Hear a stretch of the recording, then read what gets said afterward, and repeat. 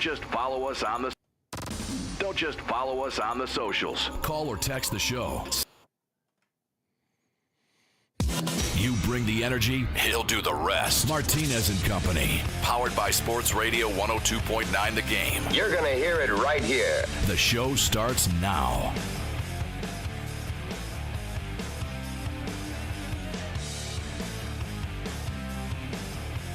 All right. What's up, folks? Good morning to everyone. It is Monday, September 30th, 2024. Here it is 10 o'clock straight up here on the East Coast, 7 o'clock on the West Coast. We thank you all for listening in here to Martinez Company. I am Angel Martinez, host, executive producer of Martinez Company, of course, the executive producer over with Pete, as Pete just got off the air from the Pete Shepard Show. Later on this afternoon, you'll have the Drive with Q, which I produce a show as well for Q, Rich Quinones, from 4 to 6 p.m. And then the debut of our new show with Jay Flannery. It's going to be Beeves World from 6 to 8 p.m. And then tonight, Lloyd Vance's Insider Football from 8 to about 9:15 p.m. That is now a loaded Monday as these slots are starting to get filled here at the network. And we do appreciate everyone who tunes in worldwide and has downloaded the app. We do appreciate it. And as you guys can see up there on the screen now, there is a QR code up on the screen to make it even a little bit easier if you're watching the show. Of course, unless you're watching your computer, but you can put your phone up there to the QR code and download the app that way as well. Try to make it much, much easier for you guys to be able to download the app. Also, the new digital billboard, you guys see it going across the screen. That is for either the shows that are connected with us, the networks that are connected with us, affiliations through universities and leagues and such. So you guys can see exactly who is connected here with the Coastal Sports Network and Sports Radio 102.9 FM The Game. We thank you all once again for tuning in. And I want to start out because I know I'm going to go absolutely bananas, as Gas From Guy will be calling in about 9 minutes or so, 8 minutes from now. Fuji will be calling in about 10:45 as we'll get into some Eagles talk, which it's annoying as all get out. You guys heard, and I'm going to play back here in a little bit, about Rex Ryan and what he had mentioned. And even when I mentioned it to Pete a little while ago, even Pete thought I was absolutely bananas in my take, but now more people are starting to hear exactly what I have to say. And I've never, ever worn a different hat on my own show, yet alone anywhere else, other than Eagles. I told Gas Pump Guy last night I have put in my free agency application with all 32 teams. All of them. Because it's getting to be ridiculous when it comes to the Eagles. You guys can call me Homer, whatever you want to. That's fine with me. Because my thing is that this team should be doing better. By the way, thank you to everyone who tunes in over on Pete's Facebook page. That's fine. Gas Pump Guy with your message. But thank you all for listening over from Pete's Facebook page, LinkedIn. Thank you for all the folks. Not only that, for the ones who check out the profile. I do appreciate those who have searched and sought out. Thank you as well for the support. Do appreciate it. Folks over on X, LinkedIn, as I just mentioned, Twitch, Rumble, you name it. We're just about every single place. And of course, you can always watch the show and listen in live on SR1029thegame.com, as you see up there on the screen. And don't forget, you can always download the app, not only directly from the website homepage, but now also up there on the QR code that you guys see up on the screen. So hopefully you end up enjoying the new look here in the virtual studio, as I'm quite sure we are going to get hot and heavy into it. What up, Trevor? What's going on, man? Trevor popped on with us here with Pete this morning, and man, Trevor had an experience. What an experience. I feel, listen, Trevor, I feel bad for you and your girlfriend in a good way, not in a bad way. Don't get me wrong. In a good way, because he was supposed to come down to Clearwater, was supposed to have a nice, relaxing, I'm quite sure, romantic weekend with his girlfriend. And because of the way the weather played out last week, there's another system that's coming up that might not come until next week. But because the Gulf Coast got hammered, listen, everybody, you'll see like Red Cross messages and all kinds of stuff coming across your screens about down here, that there's a lot of people that have been displaced from their homes. This thing, and we went through Debbie not too long ago, but Debbie was only a Cat 2, and it moved through, and even Debbie was about 150, if not just a little bit further out to our west on the Gulf Coast. This one here got closer even though it was supposed to be, they had talked about 150 miles out. This thing actually got closer, not by Cedar Key. I mean, basically from Sarasota all the way up to Cedar Key. A lot of the places that we all love to go to and visit in our beaches, Paso Grill, down in St. Pete. I mean, Clearwater. It was devastated by this hurricane, and we hope that the next one is not coming anytime soon because there's going to be a lot of cleanup. You guys saw what happened to Fort Myers not so long ago, and even Fort Myers got flooded. But the devastation up and down the Gulf Coast has been tremendous because of Helene, and including the folks out in Georgia, North Carolina, South Carolina, up in the mountains. I heard there was a lot of sinkholes. My wife was telling me up in Asheville because that thing just set and span. However, which way you want to say it. But I know it went up there and just pretty much just sat and spun for about 2.5 days. And thankfully that's finally cleared out. So for those who can, if you see out there Red Cross messages, I would say if you know someone and you want to help them out directly. Not mocking American Red Cross, but I know a lot of times things don't get where they're supposed to be. So if you guys end up doing anything and someone needs assistance or help, if a church you guys know that can supply, maybe perishables or clothes or something else, just reach out and make sure you take care of the folks who try to take care of us when we're down here vacationing and living down here and stuff. But yeah, that was a big one. But Trevor was supposed to be a great weekend for him and his girlfriend, as Trevor's an Eagles fan. And his girlfriend may not be. Well, she may be. She wasn't a fan of Bucs fans, that's for sure. But maybe she'll turn out to be an Eagles fan. You guys also heard that she's also a potential Dallas fan, but I think more she's going to be leaning towards Kansas City, as Trevor had mentioned this morning, that he would rather have her to be a Kansas City fan, and why not? I mean, Andy Reid continues to do good things out there in Kansas City. They now are 4-0. 4-0. KC, they find ways to win. You can get upset all you want to. I was able to talk to those guys during Radio Row last year when we were out there this year, actually in February, when we went over to the stadium and they're just a class act. So before I could have said otherwise, but nonetheless, Andy Reid finds ways to win. He just does. Unlike Nick Sirianni. He doesn't. And if Trevor feels like joining me this morning, by all means, he can join me as well. I'll add him in so I can get his thoughts, as he already shared it with Pete. But listen, I don't understand. Honest to goodness, I really don't. And I'm not trying to curse up a storm here or anything else like that, because what's the point? But I don't. The disconnect, I've been saying it since last season. I said it during the Brazil game. There is something seriously wrong between Nick Sirianni and Jalen Hurts. And you can see it.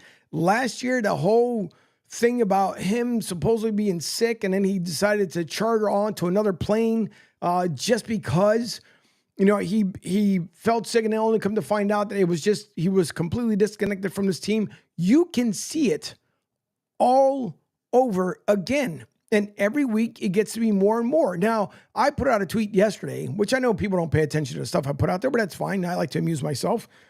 But my thing is that you have, for example, Nick Sirianni, and supposedly keeps saying that he is connected with this team, that, you have to do things a certain way in order for things to happen. However he wants to word it, however he wants to say it. I've been saying that there is something majorly wrong between these two, between Jalen Hurts and Nick Sirianni. We saw the week before, and that tweet I was talking about just here a second ago that I had to remember was, everybody knows who Mike Lindell is, right? From MyPillow.com, talks about the pillows. You guys see the commercials out there. He's got the cross around his neck. Did not have a good lifestyle before. Figure out how to make things better, and then all of a sudden, now he did well, minus, whatever shenanigans went on, and they tried to take him down, but like a phoenix, he just rose above the ashes and came back with his company. But I called it the MyPillow.com coverage, because that's what it feels like. They brought Vic Fangio in, and you can hear on the broadcast yesterday, you can hear the guys mentioning Tom Brady had mentioned, like, you can almost, you knew what was coming on the defensive side. It's upsetting when you believe in your team for many, many years, and you put your 100% behind him. Yes, Dougie P, who, by the way, is on a major hot seat down in Jacksonville. I did not expect for Dougie P to have the kind of non-success he's had in Jacksonville. And who knows if the ownership decides to want to go and part ways and do something different. I know Pete tried to get a hold of Mia to see if she's heard anything, but I'm pretty sure there'll be some sort of coverage coming out later on because it's that bad. But this team here, there's not like a pulse. I think they're just on a respirator, trying to figure out where they're going. Sure, the bye week's coming up. Whoop-de-doo, week 5. Bye week. The only guaranteed is that they don't lose. That's about it. But, the guys are supposed to get healthy. I think with Brown, there's a little more that's going on there. I'm not completely sold on this whole thing that he's hurt. And he could be. What do I know, right? I'm not with the team. So what do I know? Playing armchair quarterback here on a Monday, day after. And by the way, the Commanders, which my hermano, Rich Q, who's coming up later on, had said that maybe the Commanders will end up winning the division. I thought he was crazy. I'm pretty sure a lot of other people thought he was crazy. But guess what? He might be onto something because the Commanders possibly could take this division, even though Dallas squeaked one out over the weekend. And I mean squeaked one out because I'm not sold on them either. So Dallas fans probably feel the same way Eagles fans do. Like, what in the world's going on here? Where's the disconnect? But it just doesn't make sense. It doesn't make sense. And I know people think that I'm too harsh when it comes to the Eagles. Sometimes, I don't know. The only difference is I don't hold anything back. I'm not regulated by anyone. So here on my own digital sports platform, I can say and do whatever I want. So my thing is, when it comes to Philly, the fans of the city, the fans who travel down here, by the way, with Philly sports trips, and they spent a good amount of money. And Vince Rizzuto did everything he possibly could to scramble from going to Clearwater over to Orlando so the fans can come down here and have a great experience. And they do. One thing I will say about Philly sports trips is they do such a phenomenal job. The experience from start to finish is fantastic. Vince does such a phenomenal job. The tailgates are always a lot of fun. But then they come down here just to get disappointed again. I don't know what it is with the Eagles. It's like the Bucs have become kryptonite to the Eagles, and I don't get it. I really don't. Jalen Hurts, and I'll bring up the sounder in a little bit. What he talked about, like, it starts with him. We remember as the years went on between Andy Reid and number 5 will always love you, started saying the same thing again, right? Between time's yours, it's mine, blah, blah, blah. Then the fingers start going back and forth and pushing and shoving the whole 9 yards. I don't know where this team is. This isn't the same Eagles from like 2 seasons ago. The fallout from last year is real, folks. And if you don't want to believe me, again, Rex Ryan, which I'll bring up here in a little bit, said the same identical things to the point where Pete is now believing exactly what I'm saying. Now, again, I'm nobody. I'm just a guy behind the mic here on the network. But I know this team. This is not the same organization that we've seen of years past. Howie did all he possibly could with the Magic this season with what he has to work with as far as the salary cap in order to put a good team together. Now you have Devontae, who I don't listen yet. Even though, yes, he didn't play this week, still in concussion protocol next week because of the bye week. I don't even know if you want to bring him back the week after. That was a hard hit that young man took. And at this point, I think I'd rather have Devontae be off for the next 3 weeks, even if the Eagles lose the next 2 out of 3, than to bring him back. Because that was a hard hit he ended up taking. Excuse me. But this team here is completely disoriented. Nick Sirianni, and we hear this as fans, we hear it in the media side, we hear it everywhere, and they start saying, these teams are become either disconnected or they're no longer listening to their head coach. They're not. People can say whatever they want to. No one is going to fool me and tell me that Nick Sirianni has complete control of this team. When you are chewing bubblegum, not that it means absolutely nothing, but when you're chewing on some of these because you're trying to almost take away from the distraction in the room, which is you. I don't know what's going to happen with Nick Sirianni. Personally, I don't like for people to lose their jobs. I really don't. But you make your bed, you lay in it. And here we see one of these things where Nick Sirianni is just not putting this team in right places. Now, I know earlier Dylan had made a comment on Pete's show about Rex Ryan, and he agreed with the stuff that I was saying. And to me, it's you can't keep going in the direction that this team is going. You just can't. You can't.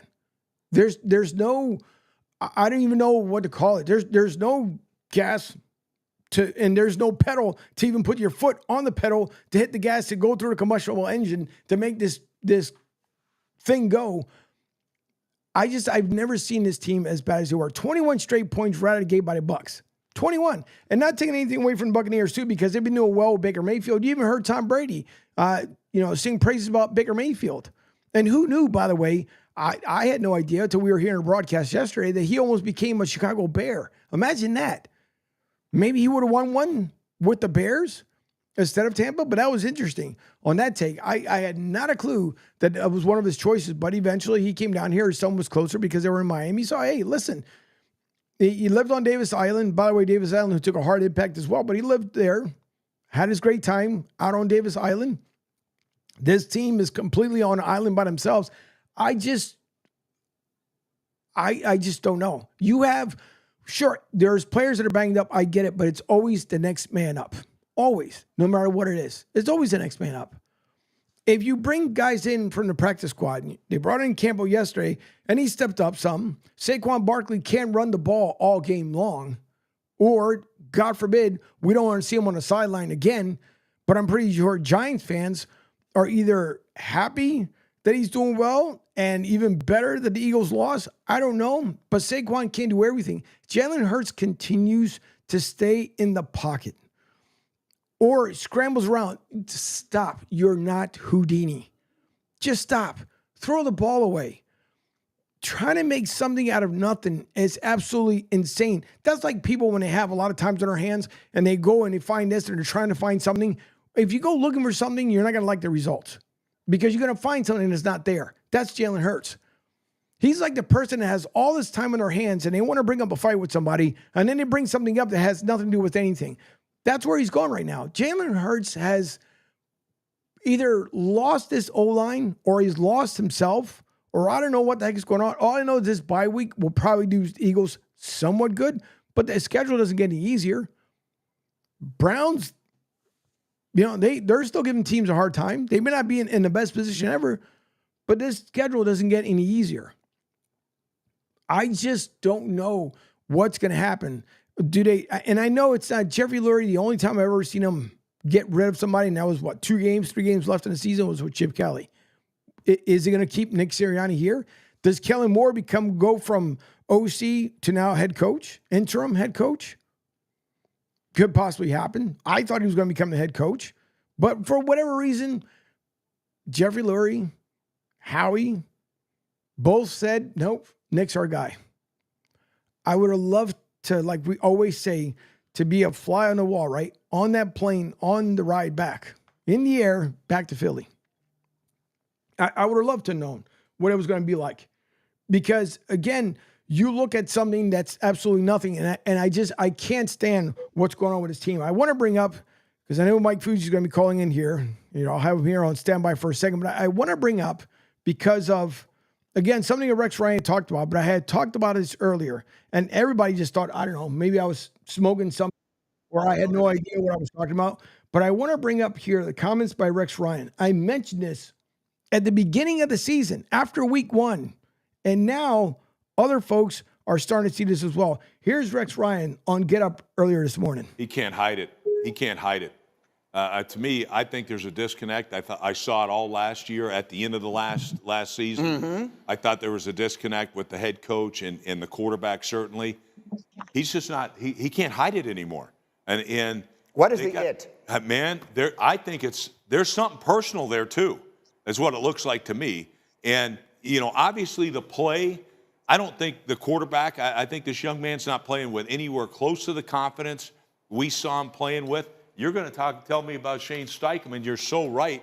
Ever since he left the building, I don't see the same confidence. He's like, he is not delivering the ball on time. So he holds the ball longer than any quarterback in the league. And to me, he's almost letting pressure get to him. So to me, there's no confidence in, hey, I'm going to get this receiver open or whatever. You said something funny to me this morning, but when I said to you, well, look, the Eagles were playing without like half of their team yesterday. What is it you said to me immediately? You said they wanted to make good and sure what? That there was plenty of excuses before this game. And they did. That's why I took Tampa over them. All right. And to me, it's like, no, anytime somebody's presenting all those reasons why they're not going to get it done, somebody doesn't have confidence. And they certainly played that way. How the hell can you go into a game? All right. And I'm sorry if I'm getting off topic here. Stay on topic. You're good. But here's the thing. Baker Mayfield was sacked 12 times the previous 2 games. Right up the middle. You got him twice.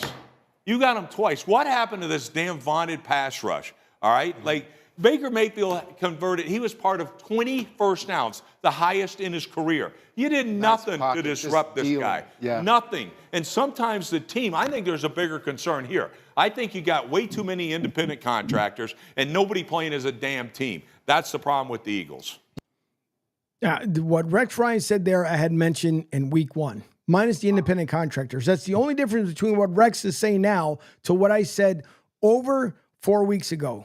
And I still stand by exactly what I say because this team makes absolutely no sense. And for the fans spending the money that they are at the link and traveling with, professional teams like Philly Sports Trips, it just makes absolutely no sense. Joe Yee, by the way, says, Angel in the orange crush gear. Wow. Welcome to the Mile High Club. LOL. As I had purchased a hat, ironically enough, when we went up there to Denver, just because I thought it was pretty sporty. Angel and Orange is an epic day here on CSN. Yep, it is, Joey B, because it's driving me absolutely bananas what this team is doing. There's only one coach, Ego, that can save the Eagles, Gruden. Listen, I would almost end up welcoming that for sure. Angel's going to fill his fridge with orange soda after the show. Probably not with that one. And then Joey B says, big question of the day. Will Angel paint his backdrop orange and blue during the drive with Q? Nah, that's not going to happen. That definitely won't happen. I'll leave it just the way it is. And then Rick Marcus says that Devin White, what's the truth? A.J. Brown, he's really hurt. Bottom line is that there has to be internal issues that are going on here. A.J. goes back to last year, and he does. And Rick had mentioned it during Pete's show. And he does. It goes back to last year. Listen, 2017 was such a magical year for the Eagles. Carson Wentz got injured. Nick Foles comes in, Super Bowl bound, and they're winning the Super Bowl. And because if it wasn't for Carson Wentz, we wouldn't have gotten there prior to his injury out in L.A. But now you look at a team that is just so disorganized. It's just a mess. Fuji, if you want to call back in, he was on the line and he ended up hanging up. So hopefully I end up calling back in here. But this team it's complete just disconnect. With A.J. Brown, it goes back to last season as well. Honestly, there's no other words of saying that this is like the dysfunction junction here with the Eagles. You heard Rex reiterate exactly what I said after week 1. Where is Nick, Jalen are not, and I mean are absolutely not on the same sheet of music. They just aren't. Say what you want to say, Eagles fans. They just aren't. I'm pretty sure Seth Joyner and crew last night probably went off about it as well. I mean, they'll keep it to a certain extent with their Parks Casino show, but I don't get it. Trevor, who went to the game, he was there at Ray J, and they left at halftime. The Eagles fans started pouring out, I think, about 6 minutes left in the third, because even they knew that was it. It was over. And there was a lot. And by the way, Bucs fans, not just because of my Eagles, you guys get a lot of fans from out of town to fill up that venue more than would you guys support your own team. And Baker Mayfield continues to do a good job for you Bucs fans. So maybe you guys need to kind of pack that stadium. You do it the Lightning. The Lightning no longer. Lightning, when I first got here, the Lightning used to have more visitors than home fans. And that's before they won their first Stanley Cup, or their second one, excuse me, because they already had it one years ago. But before they won their second Stanley Cup, before winning the back-to-back Stanley Cups, there used to be a ton of fans from the away teams. Now you go to a Lightning game, they're sprinkled in, but nothing like what it used to be before. Rays, not so much. Rays still have issues. And honestly, you got Tropicana Field. Hopefully when the new field comes around, maybe it won't happen. I'm just saying, maybe. But I'm going to check something out because apparently DirecTV must have made some sort of thing here. I'm not too sure. I'm trying to figure out what it was. If I find out, apparently they made some major deal with something or another. But We shall see exactly what's going to end up happening here as we're coming up here on the first break. But before we go to it, I have Mike Fuji on the line from Philly. And Fuji, you more than anybody who's been a diehard for many, many years, and you see what this team is not doing. And I strongly emphasize not doing. What say you about this, whatever you want to call a fallout of an ugly season, yet alone of the disconnect between Sirianni and Jalen Hurts? Well, I mean, hey, good morning, everybody. Hope it's a tough Monday. I hope everybody in Tampa from the hurricane is recovering, as well as you and Debbie Angel. Just to touch on it, the disconnect is there. I mean, it seems like it has been going on. It's like, you look on the body language on the sideline, like Hurts and Nick Sirianni just don't even talk. And I don't know what, Jalen and these turnovers, I think he's just trying to do too much. There's just like, it's just all around. There's like blame to go, enough blame to go around on this team. I mean, all right, no A.J. Brown, no Devontae Smith, but, there's no excuse. And this team better get it fixed fast because, luckily, the way the NFL is doing this year, you got Cleveland too. Fixed fast, but, that's turning up on Sirianni. It's probably up to his neck by now with the boiling. The water is boiling more so now than ever. Yeah, it has been. I believe Gaspam Guy also just joined us on our line here with his weekly Bucks report as well. And Gaspam Guy, you there? Hey, how you guys doing? Good. How you doing? I'm happy. I'm really happy right now. Well, you have like every right to be, because yesterday as we were going back and forth, this team here, I don't know what to say about them. As Fuji and I were hitting on it not too long ago, it doesn't make any sense to me, and I'm quite sure it doesn't make any sense to a lot of people as well. This team has completely just lost it. It really have. They've lost it. I don't know what to expect. Baker Mayfield looked the best I think he's ever done in his career.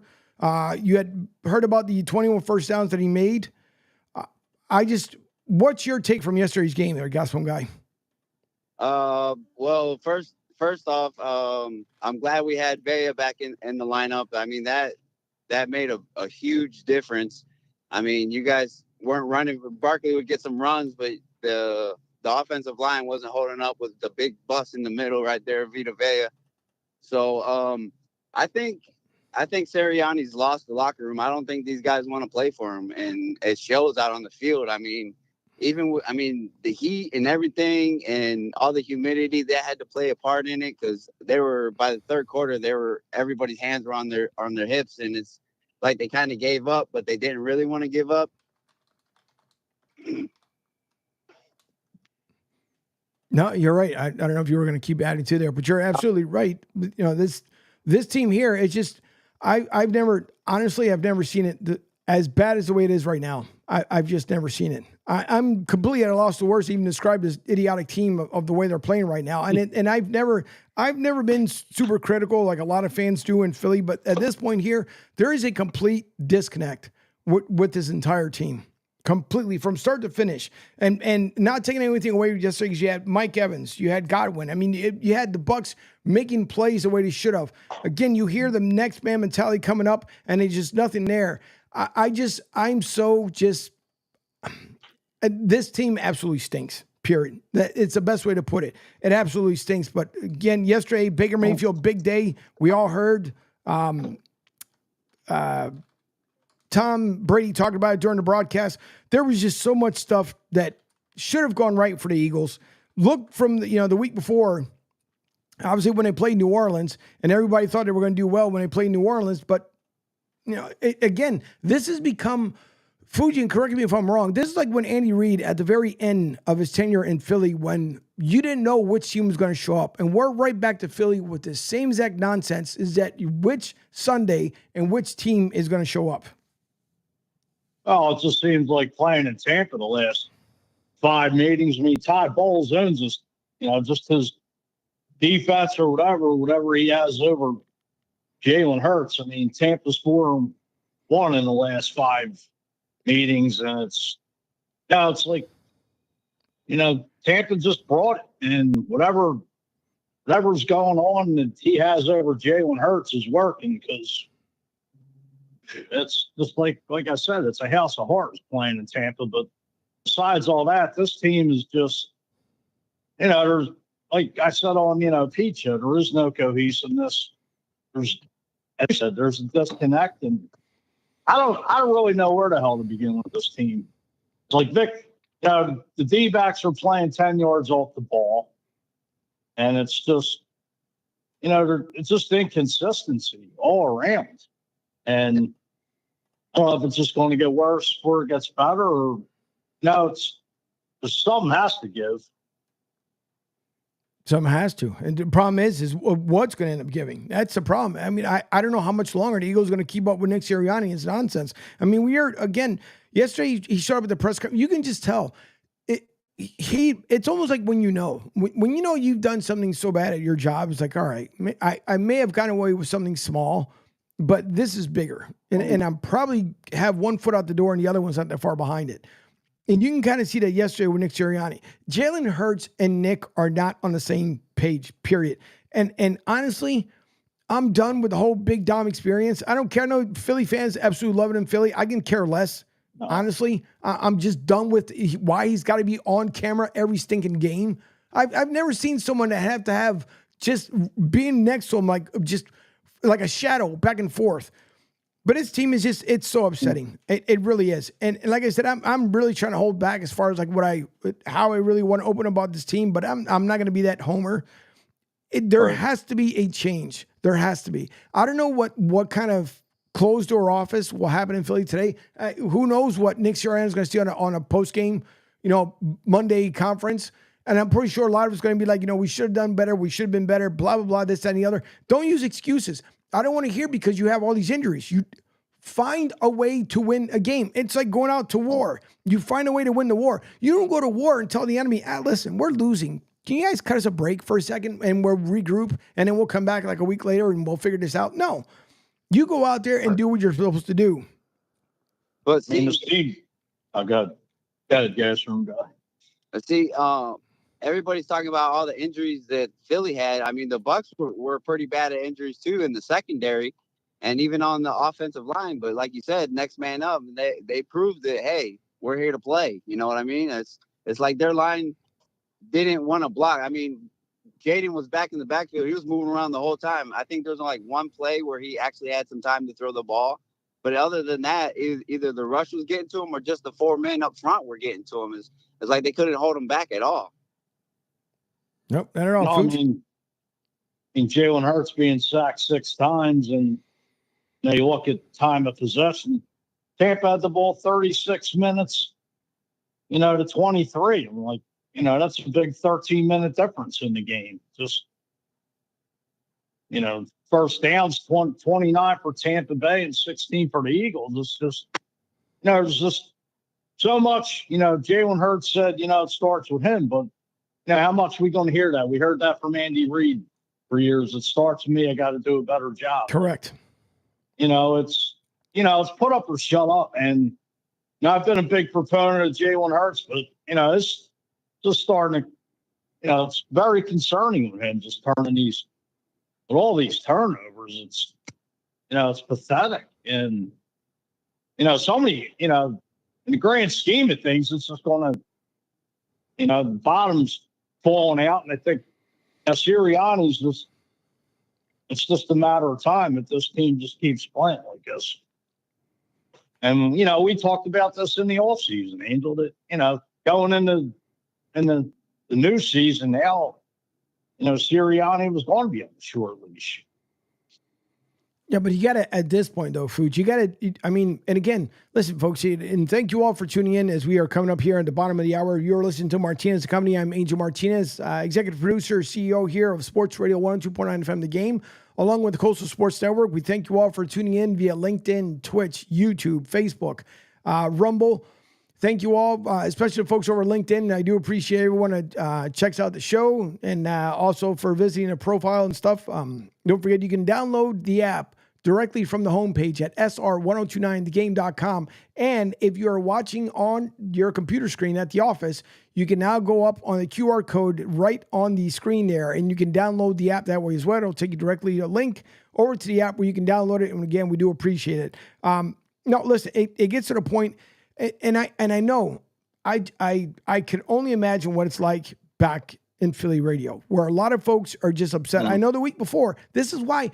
You know what kind of kills me a lot of times too with Philly fans are like last week they're back on the this team is great, we're doing good things, we're going to the Super Bowl. No, you're not. You're not even going to make the playoffs. And I said it before week 1 preseason was here, and I said this goofy team was not going to make the playoffs, and they're not unless something changes at the helm. They're not going anywhere. It's just the same dribbling garbage from last season carried over to this season. And no one's changing my mind on it. Nobody. Because it's, you just look at your TV set. Remember they used to sell the old phony styrofoam bricks and you would throw it at your TV because this team is garbage. And you threw it at the TV because Lord knows I'm not breaking my TV. I'm not dumb by any means. And I'm not calling anybody dumb because people can do whatever they want to.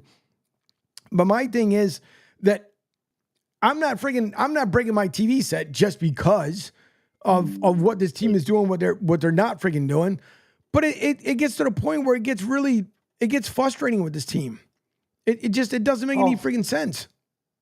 Well, I'll tell you, Philly, it definitely sets the mood for the week. Either it's victory Monday or, everybody's in a somber and depressed mood. I mean, the Eagles, 3 hours a week, sets the tone for the Delaware Valley and Eagles Nation around the world. And it's just, I know I was listening to Seth Joyner on WIP about an hour ago, and it's just, Seth, we've had him, very cutthroat, right to the point. When he say you stink up the joint, this team will stink up the damn joint, and he'll give credit where it's due. So it's, if it's going to be anybody, everybody wants to play Monday morning quarterback, but Seth Joyner just cuts right to the point in my eyes. Nope. And I know, I think you'll agree with me there, Angel. No, I will. Absolutely, because Seth Joyner doesn't hold any. Seth Joyner is probably the most real, raw guy you're ever going to get, period, on the radio, anywhere. He's going to tell you exactly the way it is. And by the way, joining us down here from Tampa, Florida, it is Rick Marcus in Tampa. Rick, thank you for joining the show. How are you? That just was absolutely ugly. But I give the Buccaneers a lot of credit. They came out and they were ready to play. The Eagles, I saw no energy whatsoever. I mean, nothing. And, with the passes that Hurts was making, nobody there, overthrowing, just bad mistakes. I was screaming probably as loud as I could, get out of the pocket. Losing the ball, it's just like everything that they could do wrong, they did wrong. And I don't understand it. I really don't. They didn't come to play at all, but definitely the Bucs did. Nope, they didn't. By the way, good morning, Penguin AZ. He says, good morning, Martinez Company. What up, Angel, Mike Fuji, Gas from Guy, and Joey B. Thank you, as always, as he tunes in out there from Arizona. By the way, Penguin AZ, speaking of, you guys are going to have possibly a big day. Everybody's waiting for the Braves-Mets outcome to see if you guys end up doing it. Penguin AZ says, you become a Donkeys fan, Angel. No, I'm just irritated with this freaking team. Because it makes absolutely no sense. But no, they didn't show up. Rick, you're right, because they didn't show up. Again, we can talk about it until we're freaking blue in the face. I just don't get it. I really don't. You could have a healthy line. Everybody could be 100% healthy when they come back for week 6, and you're still going to get the same outcome. Nick has just completely he's, in my opinion, again, what the hell do I know? But in my opinion, he's got to be let go. And speaking of people being let go, and I want to get both your takes here, Rick and Fuji. And Fuji, I'll start out with you because he in Jacksonville, when Dougie P was hired, a lot of us in Philly were like, wow, man, the Jaguars, because it was just a couple years separated from the Super Bowl, the Jaguars are going to win a Super Bowl. Now you look, 0-4 start, Dougie P on the hot seat. Did anyone see that one coming this season, Fuge? I would absolutely not. I mean, Trevor Lawrence got into the playoffs 2 years ago. I mean, they got to the second round, lost to Kansas City, and it's just, I don't know. I mean, Trevor Lawrence, the number one pick out of Clemson. They do have some players on that team, but I don't know what the heck's going on. I don't know if it's enough to say that has Doug lost the locker room. Is it just, definitely Doug being on the hot seat at 0-4. And, that division's not any easier with Houston, Indianapolis, Tennessee, but it's just, it's like a situation here. Like, it's like Doug and Nick Sirianni, last two Eagles coaches to get the Eagles in the Super Bowl, and Doug winning it. It's like, they're both in the same boat to me right now. Yeah, unfortunately. Unfortunately, by the way, Penguin AZ says, loving the updates up on the screen. If you guys are looking up on the screen right now, it's all the affiliations and the networks that I associate myself with here on the Coastal Sports Network and Sports Radio 102.9 FM. You guys just saw the women's soccer team from USF and USF Athletics, the Tampa Bay Sun Football Club, the basketball league, the basketball Super League, as they have some exciting announcements coming up here in the month of October.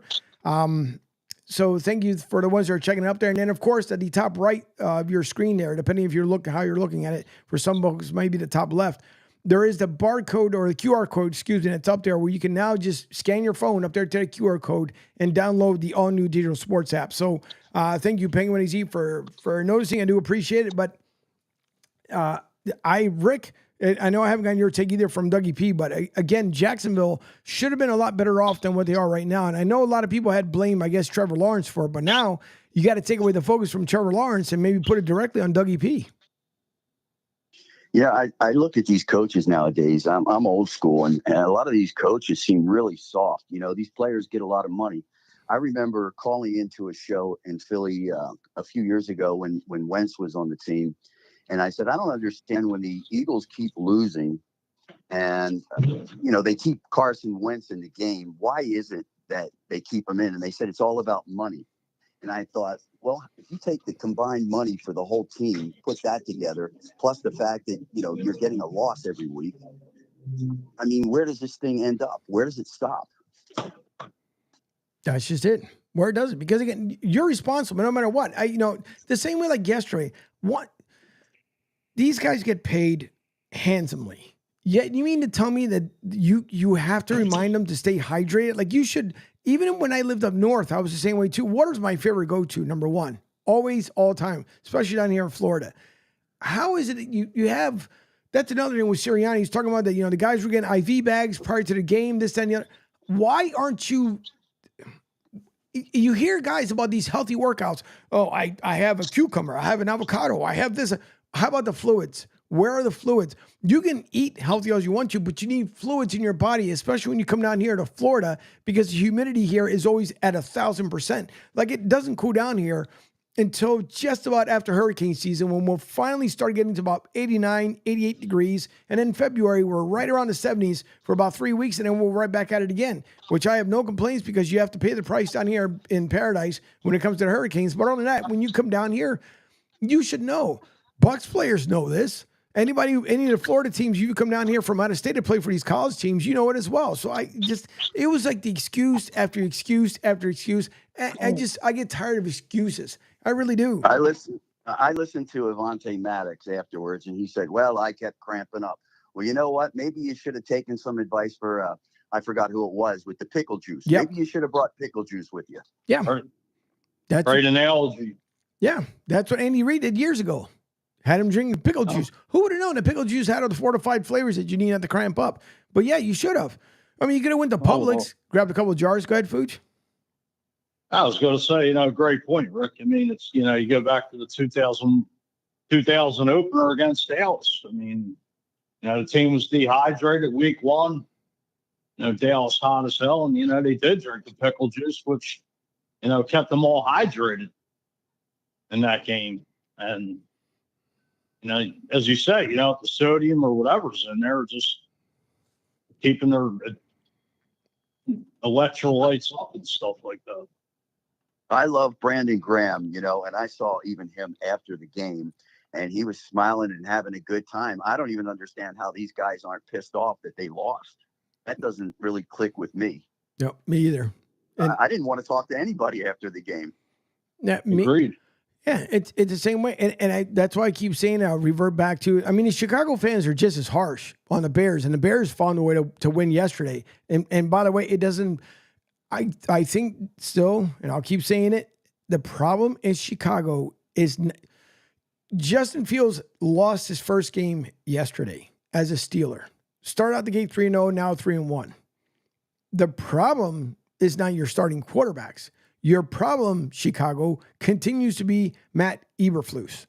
You found a way to win yesterday. Can you do it again for a second week in a row? Because Chicago fans, they're not any easier than Philly fans. No different than New York fans, the same exact way. But no, who could be, how could you be, it's like you paying, I don't know, what is it, 6 figures for a Lambo? And they sell you the car and they tell you, listen, it runs like a Yugo, but you paid 6 figures for it. What? What do you mean it runs like a Yugo? I want it to run like a Lambo. I know you do. But see, everybody's comfortable being a Yugo. So it's just, that's the same way with the Eagles. The Eagles have this thing where they just want to be a Mercedes-Benz, but they're coming out the gates like an AMC General. Angel, it's funny, one of the good things that I did see yesterday was on the visitor side, which were the Eagles, obviously. That whole side was filled with Eagles fans, and that was excellent. And it was really funny that there were, for some reason, there were 2 guys in the Eagles section wearing Dallas Cowboys jerseys, and boy, did they get hammered. Yeah. No. Listen, Dallas fans, you might travel, but if you live in the area, you're not going to get any sympathy from Eagles fans just because we're not playing you. And what a mess that's going to be, those 2 matchups. Both times. One in Dallas and one in Philly. That's going to be God. Who would have thought the Commanders, by the way, which I'll run down my picks as well coming up here in a little bit, but I did pick the Commanders to win over Phoenix. Phoenix also has not impressed me either. And good thing was, and again, it's the luck of the draw. Listen, everybody knows I don't bet. If I do, Vegas would have made so much money off of me right now if I would have been a betting man, because I absolutely stink if I put any kind of bets down. But the Commanders finding ways to win too. Jaden Daniels, an outstanding game that he had yesterday, and Phoenix is just about in the same boat as the Eagles. Call me crazy. Dumpster fire. Yeah, they are. Pretty much. They are. They absolutely are. Honestly, I wish there was an answer for this stuff. I really do, but there isn't. I mean, you have the Patriots also that are trying to figure out what they're going to do. I think, listen, if you're going to start rebuilding, just go ahead and rebuild. Put Drake May in. Take out Jacoby Brissett. It doesn't make any sense either for the Patriots to continue. I mean, no one is expecting for him to do as well. First-year head coach with Gerard Mayo, but it's got to get to a point. Jacoby Brissett is not that good. And I know he doesn't want to say it. First-year head coach, I get it. But the camera was on Drake May a whole lot yesterday after the second half. So Patriots fans, hang on for that bumpy ride, because I'm pretty sure there's a lot of folks that want to see Drake May behind the helm as well. I mean, I don't know, call me crazy, but the Bucs now are sitting pretty in their division. New Orleans, Atlanta, who found a way to beat New Orleans yesterday, same way with Kirk Cousins and crew. Atlanta, another team on a rebuild front. They're trying to figure out, what's good for them. I kind of laughed when it went, I think it was this year. I know they picked, obviously, a high first-round pick quarterback. But like the year before, they went with a running back as their number 1 pick. Then the year before, I forgot who they went with as well. But Atlanta is finding ways to win on a head coach that basically found his way to the front office, because no one's singing, big praise about him as well. So it's funny how every week in the NFL, every year in the NFL, things end up changing on a dime, but it falls back to at the press conference of I think 12 o'clock with Sirianni. I'm dying to know what that clown's going to say today, because it's exactly what he is. I think it's like 12 o'clock. Angel, I'm curious, what do you think would have happened with A.J. Brown in the game, Devontae Smith, Lane Johnson, etc. Do you actually think they would have won? Because I don't. No, they wouldn't have. They wouldn't have convinced me that they would have. They really wouldn't have. No. It was just there was, like I said, there was no energy from all the energy came from the fans. It definitely didn't come from the team. I mean, I just sat there and watched them. They were so lackadaisical. It wasn't even funny because they just went out there with zero energy. And I, I was at the top, and I'm sure they didn't hear me anyway and could care less, but I was screaming as loud as I could. And it just didn't seem like the Eagles even knew the fans were there or something. I don't know what it was. I'm telling you, it's been the first time in the longest time that and Eagles fans, everybody knows this, they travel well. They really do. Fuji's one of them that loves to travel with this team. God bless Fuji, because I couldn't spend the money the way he does as far as like when he goes out there. I'm not saying he goes to every single game on the road, but I know he drops some good money throughout the year and season ticket holder. And God bless you for that one too, because it'd be me. I'd be selling my tickets. I'm sorry. I would. Well, the thing that aggravates me is just, we do travel the best, and I'm not trying to be biased, but it's, honestly, these guys shouldn't even get paid for yesterday. They had to have all their damn checks revoked. People paying hard-earned money, basically a mortgage payment and beyond. Like, to go to see this garbage. I mean, we love our team. We back and win, lose, or draw, tie, whatever. Like, there's no excuse. I mean, the money's been spent on this offense. A.J. Brown, Devontae Smith. There's no excuse. There, you go out, you sign Barkley, you give him the bag, and, you got this putrid trash of a team coming out like this. There ain't no excuse. Nope. It's a flat out disgrace, and, it better be nipped in the butt fast, and they better turn this season around. The bye couldn't come at a better time. Nope. This is where I want to play this here before I go into the break, because that first hour was kind of pretty much flown by here on Martinez Company. But this is Jalen Hurts and what Nick Sirianni has been like handling the criticism. And this is, again, courtesy of the Eagles website. But a lot of this sounder is just, it's going to make you scratch your head. Here's Jalen. Nick's been under a lot of criticism this week for some of his decision-making. You obviously get a unique perspective as one of his players. Can you kind of give us behind-the-scenes look on what Nick's like as a head coach, and especially during maybe some turbulent times? I've been really focused on just attacking every day, and I think this team has been the same way. I'm going to pause it there for a second. Did you hear anything with Nick Sirianni in the beginning part of the sentence? Anybody? Nope. I didn't hear it, no. Okay, here's the rest of it. And Nick's putting his best effort forward in doing that, and he's doing a great job in leading, delivering a message, and in the end, we just have to stay together through any moment. I mentioned it in the game. I mention it all the time, but just not riding waves and keeping the main thing. That's what we're focused on, and that's what I'll try and do to, lead us in that way. Now, they say that the first 5 or 10 seconds of any opening of a show is when you keep people's attention. Now, anymore, everybody knows everybody's attention span anymore is a P.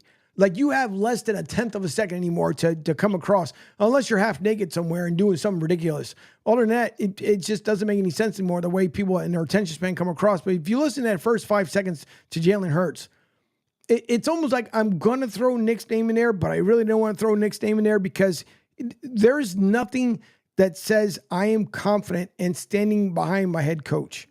Am I wrong? And I'll start out with you, Rick. I don't even know what to say. I mean, I get so tired of hearing these press conferences going even back to Andy Reid. We got to get better. We got to get better. But they're not getting better. And it just brings me back to the game yesterday where I saw the way that Hurts was throwing the ball, missing receivers, not, again, I said it earlier, staying in the pocket. I don't even know where to start. There was so much disarray. I don't even know. I can't listen to these press conferences because they're all garbage, especially when you're losing. Yep. Pooch? Well, it's like Rick said, you really don't know where to begin. I mean, it's just, you just really, to me, you're just getting lip service. And it's just, You keep playing it back and forth like on a tape recorder. It's just, you basically throw your hands up. Like, it's like nobody wants to be accountable. Of course, it's always going to come down.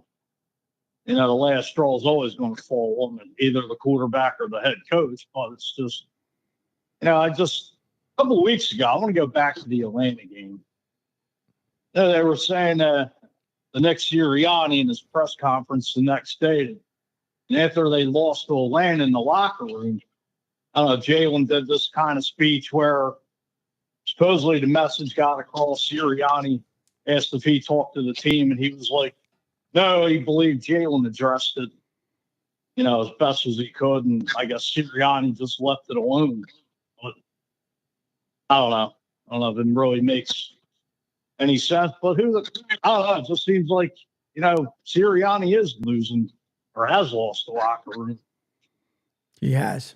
For all intents and purposes, he really has. Angel, real quick, yep. I think one of the things that I wish somebody would ask at these press conferences, when they say we've got to get better, I think I'd stand up and say, well, what are you going to do to get better? Tell me what you're going to do to get better.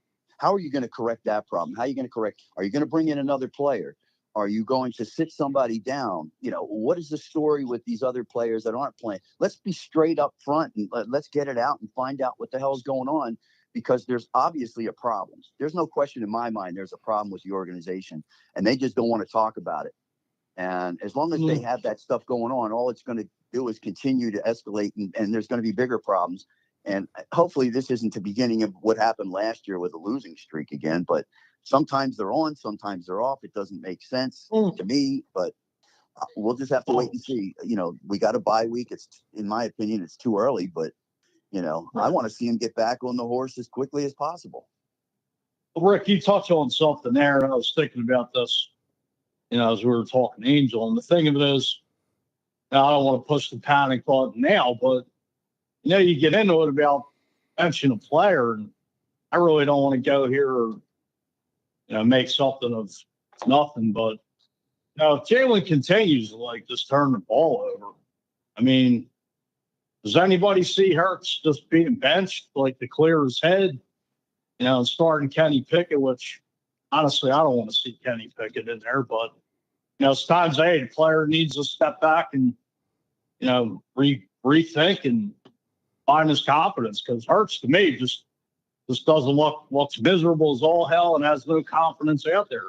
I mean, no A.J. Brown, no Devontae Smith, his go-to guys. And I don't know. What do you gentlemen think of it? That's it. Go ahead, Angel. That's it. It's a good point, Fuji, because you can. Sometimes you do have to. I mean, listen, you make millions, right? Anybody who makes it in the NFL, get on to any major league sport, you busted your behind to get there, to be able to make it, to play in front of a huge crowd. But Fuji, you're on to a good point there, because sometimes you do. Sometimes you do have to sit on the bench and watch another guy come in there and figure out, okay, let me see what he's doing that I'm not doing. And you could be onto something really, really good here. Because you can, if I'm Jalen Hurts, I'm looking at it, okay, I'm going to support my backup quarterback. Let me see what Kenny's doing. Let me see what the line is doing. Because let's not forget that Jason Kelce not too long ago said when the Eagles were playing at home that Jalen cannot read the defense. And that's bad as a quarterback. You should be, Patrick Mahomes has it down almost to a friggin' science. And a lot of these other guys are out here on these NFL teams. But you could be onto something, because sometimes you do have to take a step back and just look. You can look at film after film after film, week in and week out. But sometimes you do have to be like your own, overhead cam from the bench and take a look all right, Kenny's getting rid of it in less than 2 seconds, or he's getting rid of it in 4. Or if he doesn't see anything there, he's just throwing it away. Sometimes you do. That's a really good point you brought up, Fuji. Go ahead, Rick. Thanks. Yeah, the one thing that I remembered at first yesterday was the fact that after the first quarter was over, I looked at the board and I saw total yards, and it said 0 for the Eagles. 0. All right. And then when I looked at the end of the game, the Buccaneers had over 400 yards of offense. What kind of defense is that? None. Yeah, exactly. And what was it? First 3 possessions, they drove down the field. They had their way. The Baker was getting the ball out quick. He knew where to throw, and it was just I didn't even understand the formations the Eagles had on defense. There was no pass rush. Well, the first 4 out of 5 first 3 were touchdowns, and the fourth was a field goal. Yeah, for Tampa. Yeah, I mean, I can't even think straight today after watching that game. Yeah, it's bad overall, but that's okay. We're going to take a first break here. After the first hour has flown by here. Martinez coming. I'm Angel Martinez. On the line with me is Rick Marcus, who loves to call in every week, and I do appreciate it as he works hard out there for Southwest Island. Speaking of Rick, before I go into the break, and Mike Fuji, of course, from Philly, calling in with his weekly segment as well. Penguin AZ, as he says, Packers and Eagles were very similar yesterday. That's a great point, too, there, Penguin AZ. Very, very similar. But before I go into the break here, what is the latest as far as I'm assuming that at least 80% of the airlines are back up and running as normal schedule, or we still have residual delays from over the weekend? Yeah, everything is pretty much going as usual. You know, normalcy is back. The thing that I'm kind of paying attention to is there's possibly another hurricane headed this way, right towards Tampa. Yep. And that's not good. So. No, it's not. It's definitely not good. All right, I'm going to take you into the first break here. It is 11:01 on the East Coast, 8:01 there on the West Coast. You are listening to Martinez and Company, and thank you all for listening in from LinkedIn, YouTube, Facebook, Twitter, Twitch, Rumble, for watching and listening on SR1029thegame.com. We do appreciate it. If you want to call or text in the show, you can do so at 727-858-6650, 727-886650. And throughout the break, you guys get a little comedy from Andy Huggins. If you missed it during the Pete Shepard show, I'm going to replay it back here. I think it's a funny gentleman in his 80s, but brings the humor. So we'll be back. You are listening to Martinez and Company on Sports Radio 102.9 FM The Game. We'll be right back.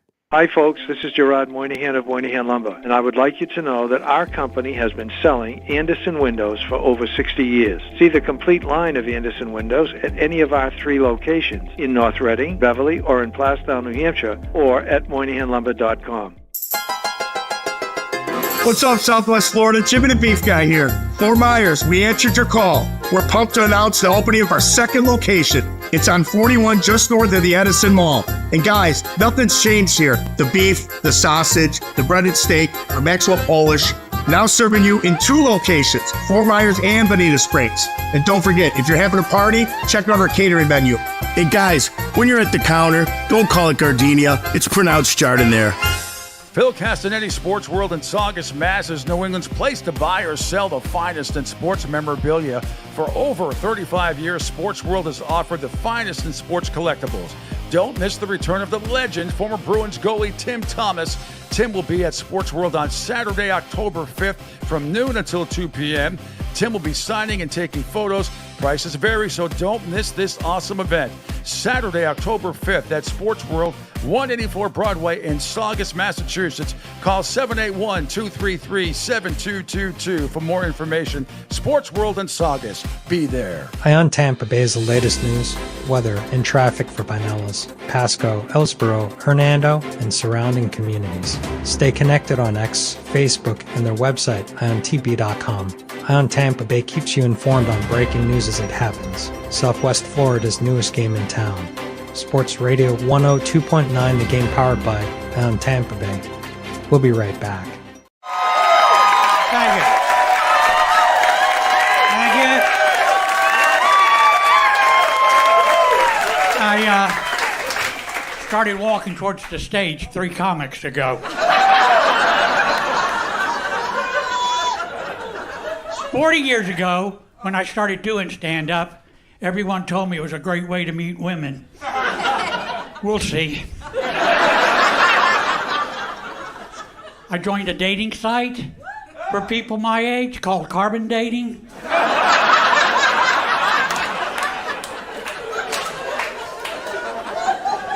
I asked a woman on the site for her number. She told me it was 140/95.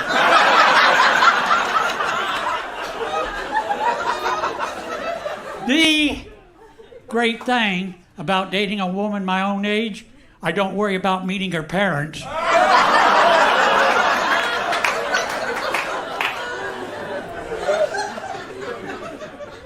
Before I got my hearing aids, my crowd work was terrible. I asked an audience member where he was from. He said, my mama. I heard Miami and said, I've been there.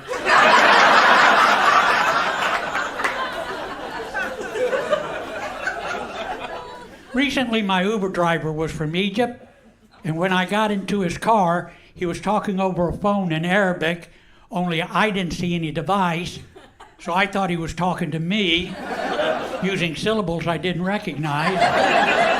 And I thought, so, this is what a stroke is like.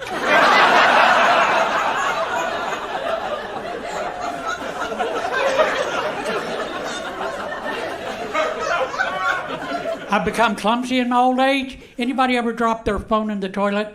There you go. I did, and after I did, I put my phone in a bag of rice. Anybody ever drop a bag of rice in the toilet?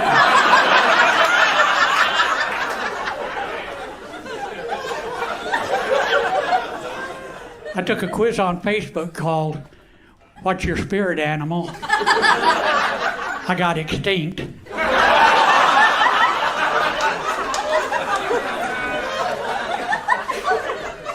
I had a colonoscopy, and when it was over, they said, we'll see you in 10 years. And I thought, the fuck you will.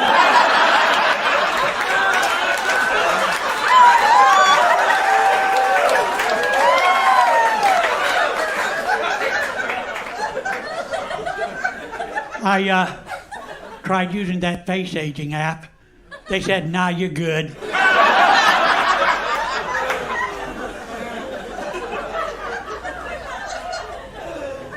I'm a gamer. Do we have any gamers?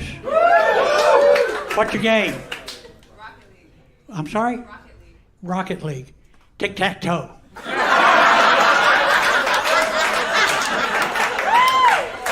Sometimes till 7 o'clock at night. Walking can be difficult for me at times. I do worry about tripping and falling, so I wear a helmet. I also worry about looking ridiculous, so I carry a skateboard.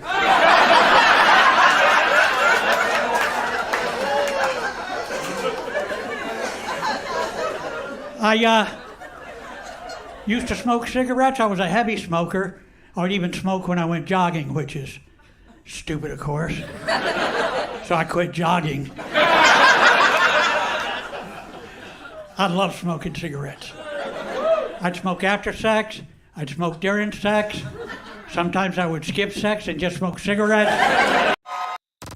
Don't just follow us on the socials. Call or text the show 727-858-6650 and let us know what's on your mind. Now back to Martinez and Company.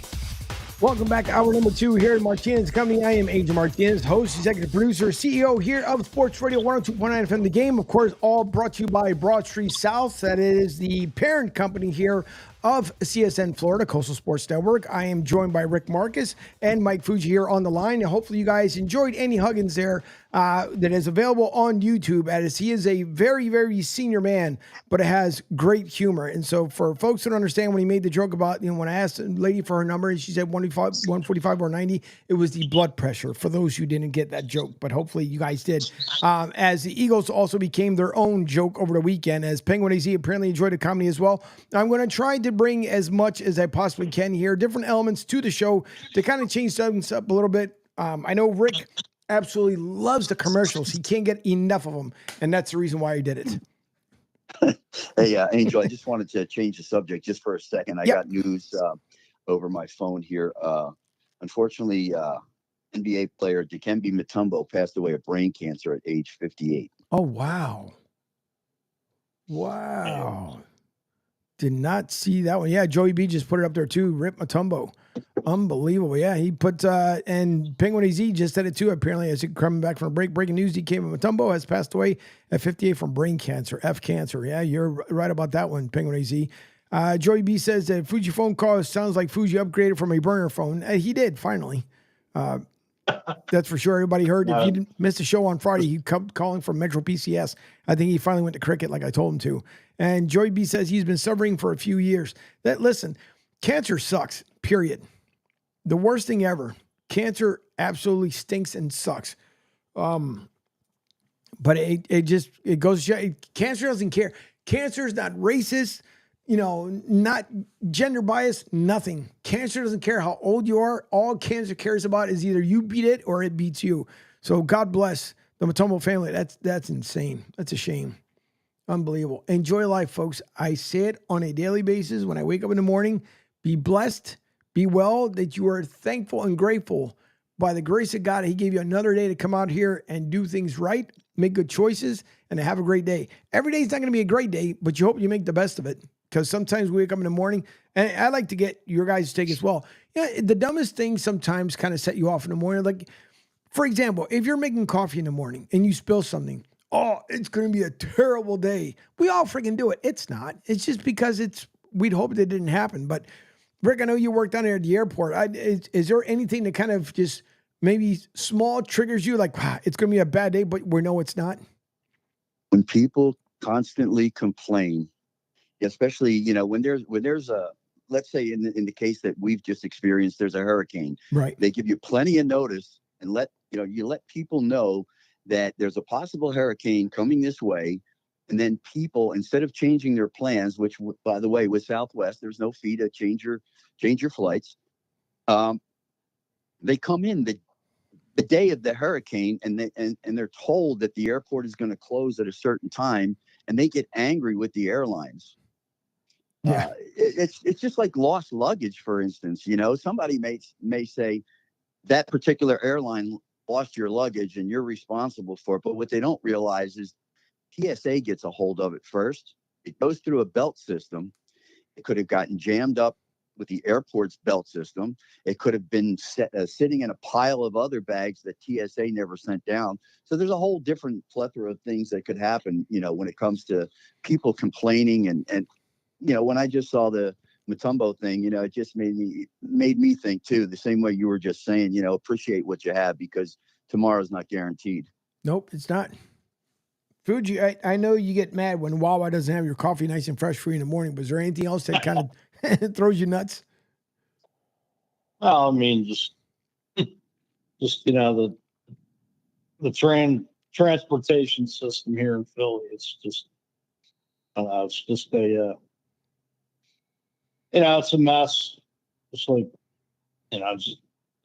either going home or coming in, there's like either a delay.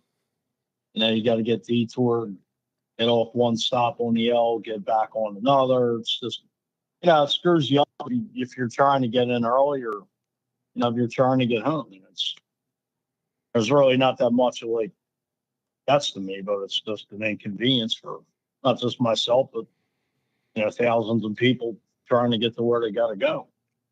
Yeah, SEPTA used to do a really good job before. I don't know what's going on. I know there's a change of the helm since I've been gone from the area, but I know SEPTA, first of all, the platforms, God bless Fuji, because I know where you live. Once upon a time, used to be super safe because that was the destination where everybody wanted to go to, but I'm watching what's going on there on Aramingo Avenue, which has become, yet alone, okay, first of all, what in the world? Last weekend, City Hall, seriously, like they stop traffic, and then you have all these people down there, and they're doing burnouts, and then they all jump on a Philly police cruiser, one of the SUV versions, and the cop was like, he almost ran into a car that was just stopped there at the light. What in the world is going on with Philly? Well, it seems to be that it has been going on, especially with all these what do you call them? I don't know if I'm saying this correctly. Illegals? ATVs.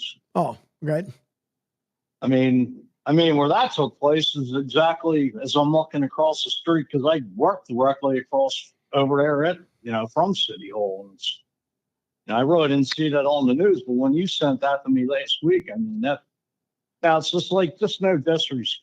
There's just like no respect for, the law, or just, it's like anybody just does what the hell they want and they just get away with it. And it's pathetic. It is. It really is. I mean, I thought the new mayor, and granted, she's only been there for a couple of months. I get it. I understand it. But I thought maybe she, and supposedly, so I'm not mocking her, but supposedly she said she's going to try and bring some justice back to the streets of Philadelphia, because Lord knows the last mayor, he just left. He was like, nope, you know what? I'm out of here. I got my money. I got my payout. I got my Soros paycheck. See you guys later. And that. No, you don't. What's that? I was going to say you don't want me to get started on him. He was a moron. After he came in. Hey, any mayor comes out 2 years ago on 4th of July and said he was done with the job. Why the hell didn't he just resign, walk away, just a spineless jellyfish? Yep. Good riddance to bad rubbish. And you got to think, Mayor Nutter, which is probably one of the better mayors that we have seen in the state of Philadelphia for many, many years, like he handed him the best economy Philly's ever seen, the influx of companies that were coming into Philly. I mean, he handed him everything. I don't freaking get it. Philly's just, what a hot mess, man. Love the city where I was born and raised in, but jeez Louise, it's been absolutely ridiculous. Joey B says, Rick Marcus, the smoothest caller voice on YouTube shows. Hold on. Rick needs to become an ASMR voice on social media and just talk about airplanes and flying. There you go, Rick.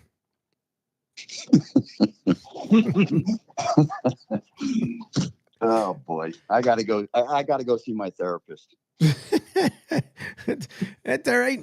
Right, there's going to be a ton of therapy. Take the Eagles with you, will you? Therefore, they can come down here and go with you and join you. Maybe they can talk and see what the hell's going on, because no one ever knows what's going on with this team here. How about yesterday, by the way, since Penguin Razy, I brought it up earlier. When it comes to Green Bay's backup goes down. Jordan Love comes in. Granted, he's not 100% healthy either, but almost brought Green Bay back. Jordan Love coming back earlier than needed, but he got him close. Minnesota still squeaked one on 31-29, but how about Jordan Love's return? Fuji? What was that? I'm sorry. Not getting a call. Here. I'm sorry. I'm sorry. Turn me off. Talked about Jordan Love as far as his return. Minnesota squeaked one out, but Jordan Love coming back earlier than he was supposed to have. We all know he went out with that knee injury down in Brazil, in Sao Paulo, but how about his return back yesterday after a backup QB goes down? And by the way,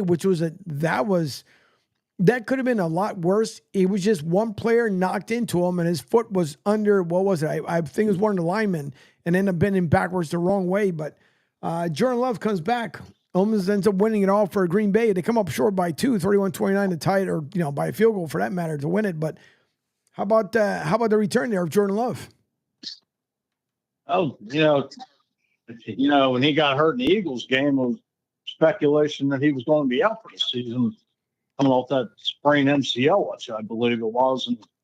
And Minnesota being undefeated, Green Bay, it's not these division games. Like my philosophy is, doesn't matter if a team's great at one end and horrible the next. These division games are always a dogfight. If Jordan Love can come back healthy, if you get that Packers team, back on track. So I think he can step in and be the quarterback he was last year at the end, second half. Yeah, he came out like gangbusters last year. I mean, he got, he again, one of what, 4 that got paid this season, and rightfully so. And Jordan Love, very quiet, very humble. We used to see that from Jalen Hurts, but he exudes more confidence than what Jalen does at this point. Rick, I don't know if you wanted to contribute to that as well. Actually, I was just holding on. I have to get going. I just wanted to say that I had to leave, but I want to wish Joey B a great day. There you go. All right. Rick, do appreciate it as always when you call in. Thank you very much. Not only that, for your service down there at Tampa Airport. We do appreciate it. Take care, guys. All right. Penguin AZ says, love Rusty, underthrows, out air passes, and seemed uncomfortable all day. Should have kept Willis rolling, in my opinion. Good point. Very good point. Joy B says, Fuji, you need to move down to Florida and buy a golf cart and drag race Debbie from Studio B. That would be a scene. Man. By the way, did you happen to catch that our former, who's been on the show with us before, and we were hanging out with her out in Tampa Joe's, but did you see that Leslie Goodell was asked to be wedded? No, I did not. Yeah. She was proposed to by her. I think, I could be wrong, but I do believe, I know he's involved with country music. He's like a music mogul and does other stuff as well. But yeah, she was apparently proposed to on, I think it was Friday, because I came across it Saturday. So she is due to be married. I'm assuming would be next year. But yeah, congratulations to Leslie Goodell, who was proposed to, and she said yes. Yeah, congratulations to Leslie and her future husband to be. Best of luck and many great years of marriage to come. Hopefully, Lord willing, it'd be nice. I know, like, listen, I know there's people, and again, I know there's times where people like to maybe judge, criticize, I don't know, be opinionated. Some folks get married once in their lifetime, and then, that's it. They love the person they married, and they went until the end of time. And you got some people get married 2, 3, 4. I mean, there's been people who've been married, I don't know how the hell they do it, 9 to 12 times. Hey, I don't know, maybe the 13th is a charm. But nonetheless, everybody goes through an experience in their lifetime. Sometimes not the best ones. Sometimes it's all about choices. And other times just the way life works. And so hopefully with, I know that from what I understand, Leslie's only been married once, but hopefully this one will be it for her. And she'll be able to live a happy and fulfilling life. Unlike the folks on Happily Ever After on TLC. I don't know. Fuji, have you ever seen that show? Yeah, but I can imagine, what it's, if it's like anything compared to The Bachelor, The Bachelorette, and all these other shows, but it's just, I just announced some folks could do it, but whatever flips your switch, right? Yeah. Well, on this show, and listen, TLC, you're welcome, but I don't, like, if I know the world is watching because you're on national television worldwide, even if if they show it in China, whatever, they're going to translate it, in the Chinese native language so people can understand it. But this guy, oh dear Lord.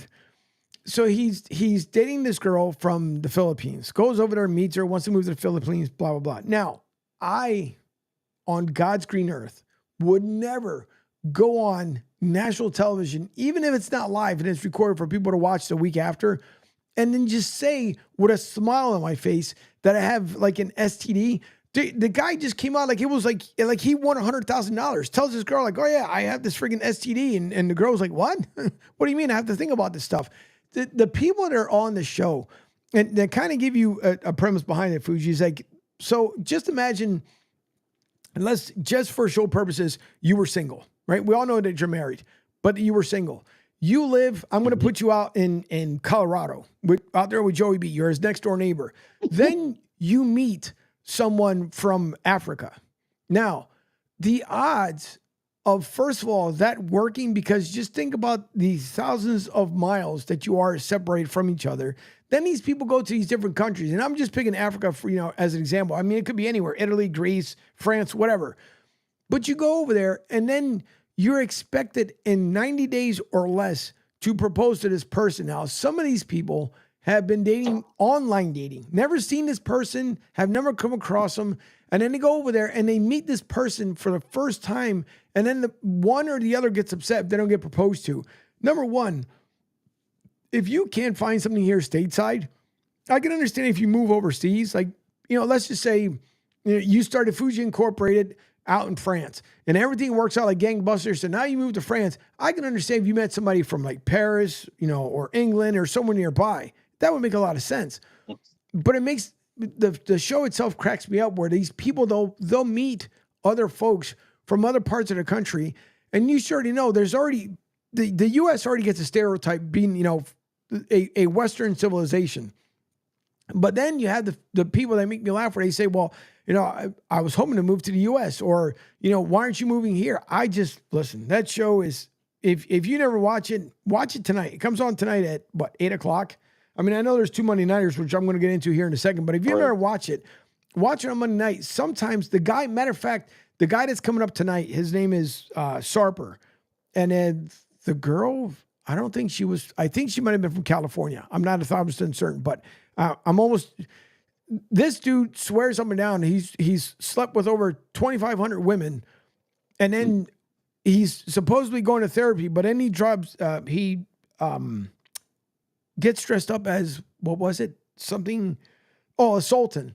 And his girlfriend asks, "Oh, what's a sultan?" He was like, "I have 1,000 wives." And then he kind of looks over like, "Yeah, it's probably not the best costume that I should have came up with when I just said I've slept with over 2,500 women." Sounds like a Wilt Chamberlain's book. It could be. It could be. Joey B told Rick Marcus, by the way, have a great day, my friend. Fuji, as he says, going to rent a blue tuxedo with ruffles for that wedding. He's talking about that would be a sight. And Joey B follows up with J-Lo going on what now? 5 husbands? Yeah. Listen, some folks. Oh, wasn't it like Mickey Rooney and Liz Taylor and Zsa Zsa Gabor were married like 7-8 times? They were. Listen, again, I'm not mocking anybody, but it's crazy though. You got to watch the show. You'll be, and I know you have your part-time still as well, but just either that or catch on a replay.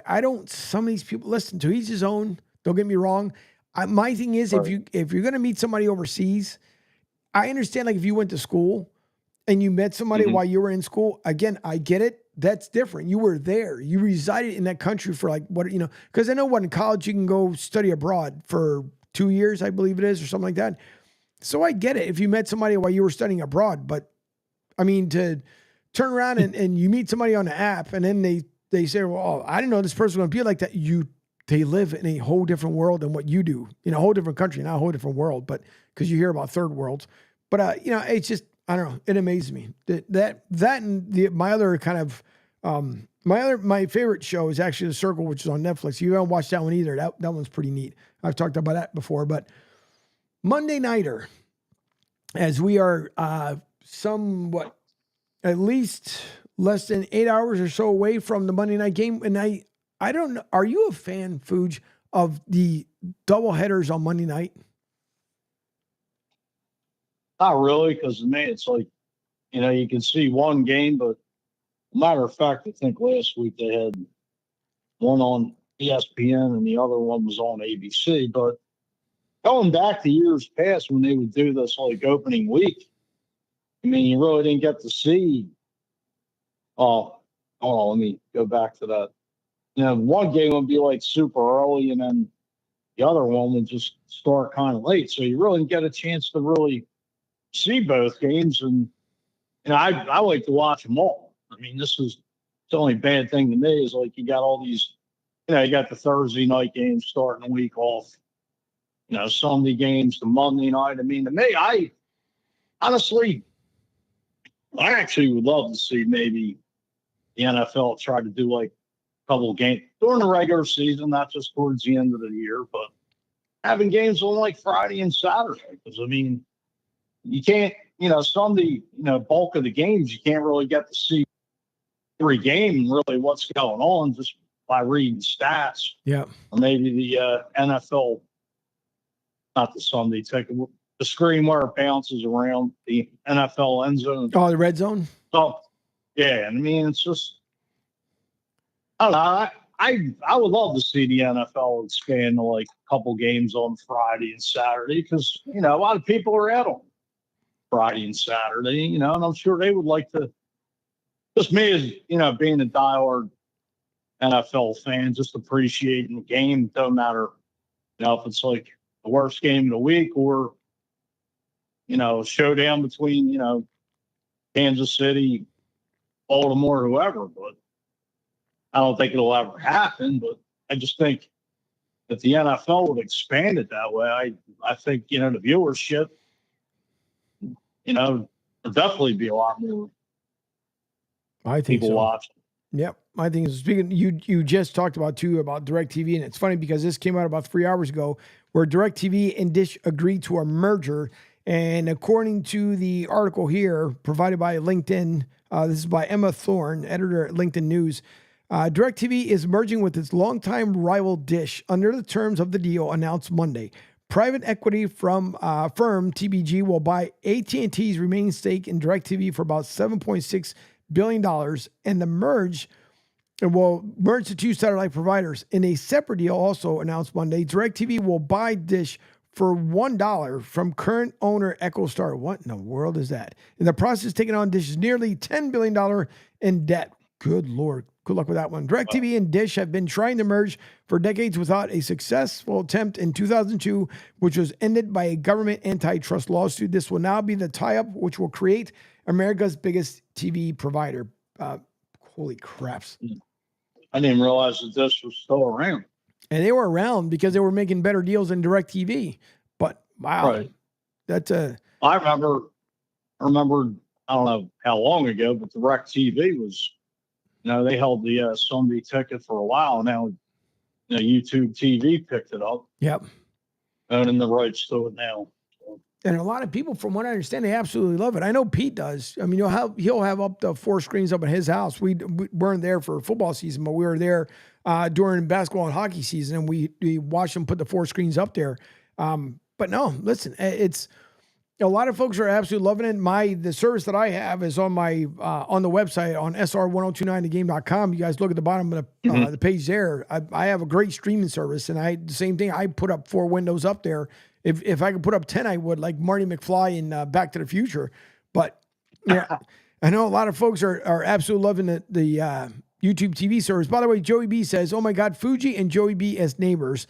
There wouldn't be enough Bartles and James to keep us hydrated." Then he follows up with, "If Fuji and Joey B were neighbors." The neighborhood. Exactly. He says, or Jersey and Philly. Well, see, that was his next one, because he said if you and him were neighbors, War of the World 2 times a year when the Giants and Eagles play. See, you were on to something here. There you go. Yeah. Then he follows up with, if Fuji was Joey B's neighbor, we'd have the cleanest and well-kept yards on the block. That's absolutely true, because Fuji's house is spotless, including that yard. That gazebo back there in the yard. Fuji's yard, that's a fun time back there. It's so quiet. You can actually separate the rest of the city to Fuji's backyard. It's really nicely done. Thank you. You're welcome. And then he follows up with, Fuji was Zsa Zsa Gabor name drop. LOL. Wow. That's why we listen and tune in. Epic. Yeah, well, listen, the man he's got some good ones every once in a while. And then Monday Night Football doubleheader works only if there's an East Coast game followed by a West Coast game. Yep. True. And that's the absolute truth, because it doesn't make any sense to me. Because you figure tonight you got Tennessee, Miami, East Coast team, and then you have Seattle, Detroit, which is only like an hour difference. So first game ESPN 7:30, second game at 8:15. Which I've picked Tennessee. I'm staying with that pick because I just Mike McDaniels I think is another one, which I think the Dolphins are not going to do that well, and we're all waiting, I guess, on pins and needles what's going to happen with Tua. But your thoughts about the Tennessee Miami game? Mine, I would say a real toilet bowl. If you really want to know the truth. It just sucks, To me, at this point, too, it just ought to retire. I mean, there's, look at Eric Lindros, brother, Brett Lindros, played for the New York Islanders, career cut short due to all this concussions and CTA, and, Eric himself. It's not even worth it. I mean, you got your whole life ahead of you. This is a sport. You play reckless abandonment, you get hit, and it's just, God forbid, the poor guy can end up being a vegetable if he, continues to play and gets all these concussions. Right. I mean, live your life. You got a family, you got a great family that cares about you, which came out a year or two ago that told him to retire. And you got kids, like, your kids and your wife, your family needs you. Yeah. I wouldn't, if I had, listen, he's going to have enough money to support him and his family for years to come with great investments, which I'm pretty sure his family's going to look out for his best interest. But yeah, I'm the same way too. Why bother taking that risk? Listen, everybody comes in when you join and you're at the major league level, of course, whether it be in baseball, soccer, hockey, football, basketball, you name it. That's ultimately you want to become and walk away as a champion. Tua, no offense, you're not going to do it in Miami, yet alone are you going to be able to do so, because I know it's been weeks since it happened. It wasn't that big of a hit. But at the same time, too, it's like, walk away while you can, while you have all your marbles, while you have everything intact, because I'm sorry, I would love to see my kids grow up. I would love to see them to be successful, being better than mom and dad, because when you're a parent, you always want your children to be better than what you are. And not taking, I don't want anybody to think that I'm bringing any parent down, because I'm not. It's like, matter of fact, Fuji's a great example. Fuji looks out for his daughter because he wants his daughter to do better than what Fuji has. And it's not like Fuji's ever led a disastrous life by any means. I don't want anybody to think that. As a parent, just like me, the same exact way, we always want, as a parent, for our children to do better than us. Am I wrong, Fuji? Exactly. So, your daughter's moving on to bigger and better things, and she's, still in college. But before you know it, I mean, it's crazy even to think when she graduated from high school and going off to college. I mean, you look at the pictures. Once you guys get to know Fuji and you see a lot of times the expression that you hear in his voice and the inflection in his voice, watch it through the pictures. And then you understand the relationship between him and his daughter, where you can look at a picture and just stare at it for about a minute and see not only the loving connection between the two, but how much he cares and how much he thrives to make sure his daughter does better. Obviously the same way in his marriage, but he wants to make sure, because that's his kid, just like his wife has kids of her own as well. We always want for our kids to do a ton better. By the way, Gas Pump Guy says, let me bring it back. Hey, did you tell Fuji that you're finally getting the Brady jersey out of the closet? No, I didn't. There, Gas Pump Guy, wise guy. He texted that over the weekend, the funny guy, because we were going back and forth about the Bucks game, but no, there's no Brady jersey. I thought maybe you would have taken that down to Ray J yesterday. No. Try to get up there in the booth and have Brady sign and take a picture. No, not at all. But you know what? I don't mind him as a broadcaster. I really don't. I think he's doing a good job as a broadcaster. I'd rather listen to him than Joe Buck. I think he's, coming into his own. I mean, as much as I don't like Joe Buck, I do enjoy him as Corey Aikman. Aikman, calls it down the middle. I think since Joe Buck went over to ESPN, I will say when he left from Fox going to ESPN, he seems to be better. And listen, folks, don't think I'm coming down on Joe Buck, because I'm not. But he does seem to do a lot better over at ESPN with Troy Aikman than he was on Fox. Maybe it was just a change of scenery. But you're right, because he does call it right down the middle. The other game as well here on a Monday night will be Seattle at Detroit. Seattle, a perfect 3-0 for the moment. I think the only undefeated team left other than Seattle is Kansas City. But then you have Detroit at 2-1. That's coming up at 8:15. Who'd you pick on that game, Pooch? Ooh, that's a good question. That's a good one. I think this game's going to be a real barn burner. Definitely the better of the two. I mean, I want to say I took Seattle, but I have to look. I think it's just going to be a good game down the middle. It seems like Detroit's one of the playing good football. The Lions, coming off where they were last year. But I think I went with Seattle in this game. Yeah, I went with Detroit because I think Detroit just has a slight competitive edge. Seattle's doing well. I mean, not taking anything away from Seattle whatsoever, from the Seahawks. And Geno continued to surprising a lot of people with his resurrected career once again. But I think, to me, it was Detroit. I think with Campbell and crew, they're going to do just a little bit of a better job tonight. But listen, I also picked Washington over Arizona. I know a lot of folks had picked Arizona over Washington, but to me, Washington had the edge, and that's the reason why I went with Detroit as well, because I'm feeling that slight edge over Seattle. Two high-powered offenses. I want to give the nod to Seattle as far as defense, because it seems like the head coach was I can't think of his last name, Mike something. He was the defensive coordinator in Baltimore under John Harbaugh for the last few years. So I think he's, bringing that, Legion of Boom swag over from Baltimore. So should be a good game, but I think Seattle does pull it out. All right. Well, we'll see. It's going to be, it will be interesting for sure.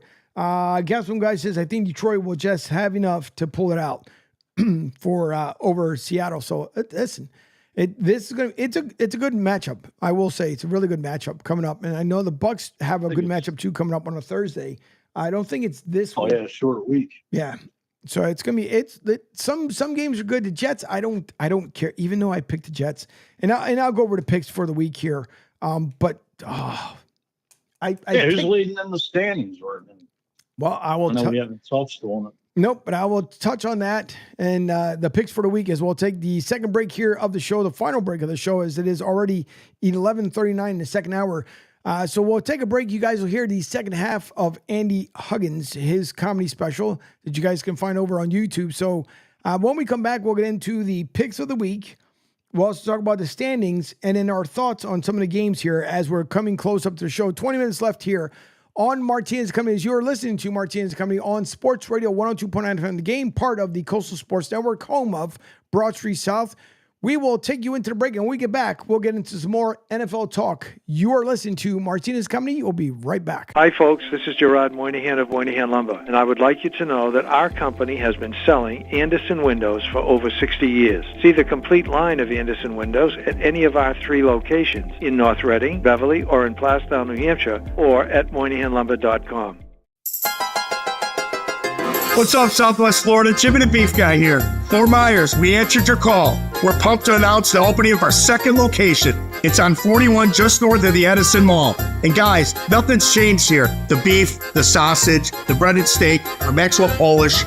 Now serving you in 2 locations, Fort Myers and Bonita Springs. And don't forget, if you're having a party, check out our catering menu. Hey guys, when you're at the counter, don't call it gardenia. It's pronounced Jardiniere. Phil Castanetti, Sports World in Saugus, Mass. is New England's place to buy or sell the finest in sports memorabilia. For over 35 years, Sports World has offered the finest in sports collectibles. Don't miss the return of the legend, former Bruins goalie Tim Thomas. Tim will be at Sports World on Saturday, October 5th from noon until 2 p.m. Tim will be signing and taking photos. Prices vary, so don't miss this awesome event. Saturday, October 5th at Sports World, 184 Broadway in Saugus, Massachusetts. Call 781-233-7222 for more information. Sports World in Saugus. Be there. I love smoking cigarettes. I'd smoke after sex. I'd smoke during sex.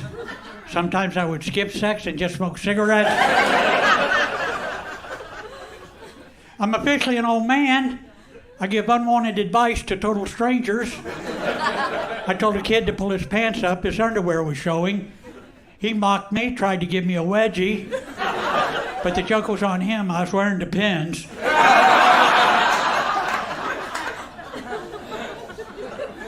I got a brochure in the mail for a prepaid cremation. No, it's a great deal. If you die in a fire, you get half your money back.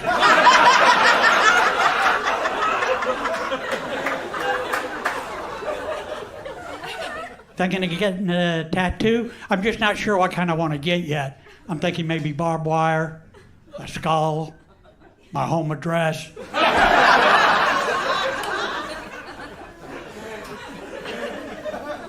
It's tough getting older. Went into an antique store, they wouldn't let me leave.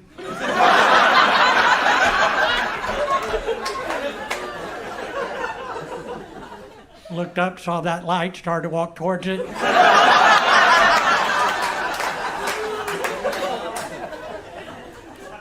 I asked Siri a question about my life expectancy, and she changed the subject. There's some advantages to being my age. Frequently, people will stand and offer me their seat, which is great on the bus, a little creepy in the men's room.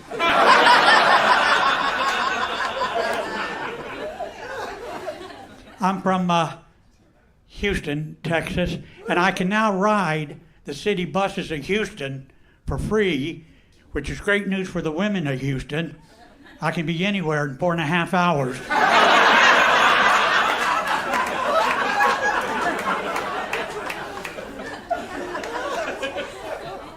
I went to the doctor because I thought I had arthritis. I don't. I have early onset rigor mortis.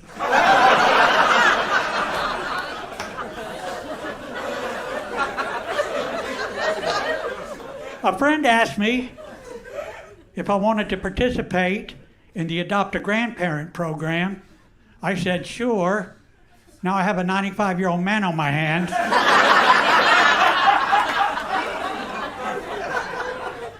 I'd love to be a grandfather, but I don't even have children. I need to get busy. Ladies, if you're ever in Houston, I can be anywhere in 4.5 hours.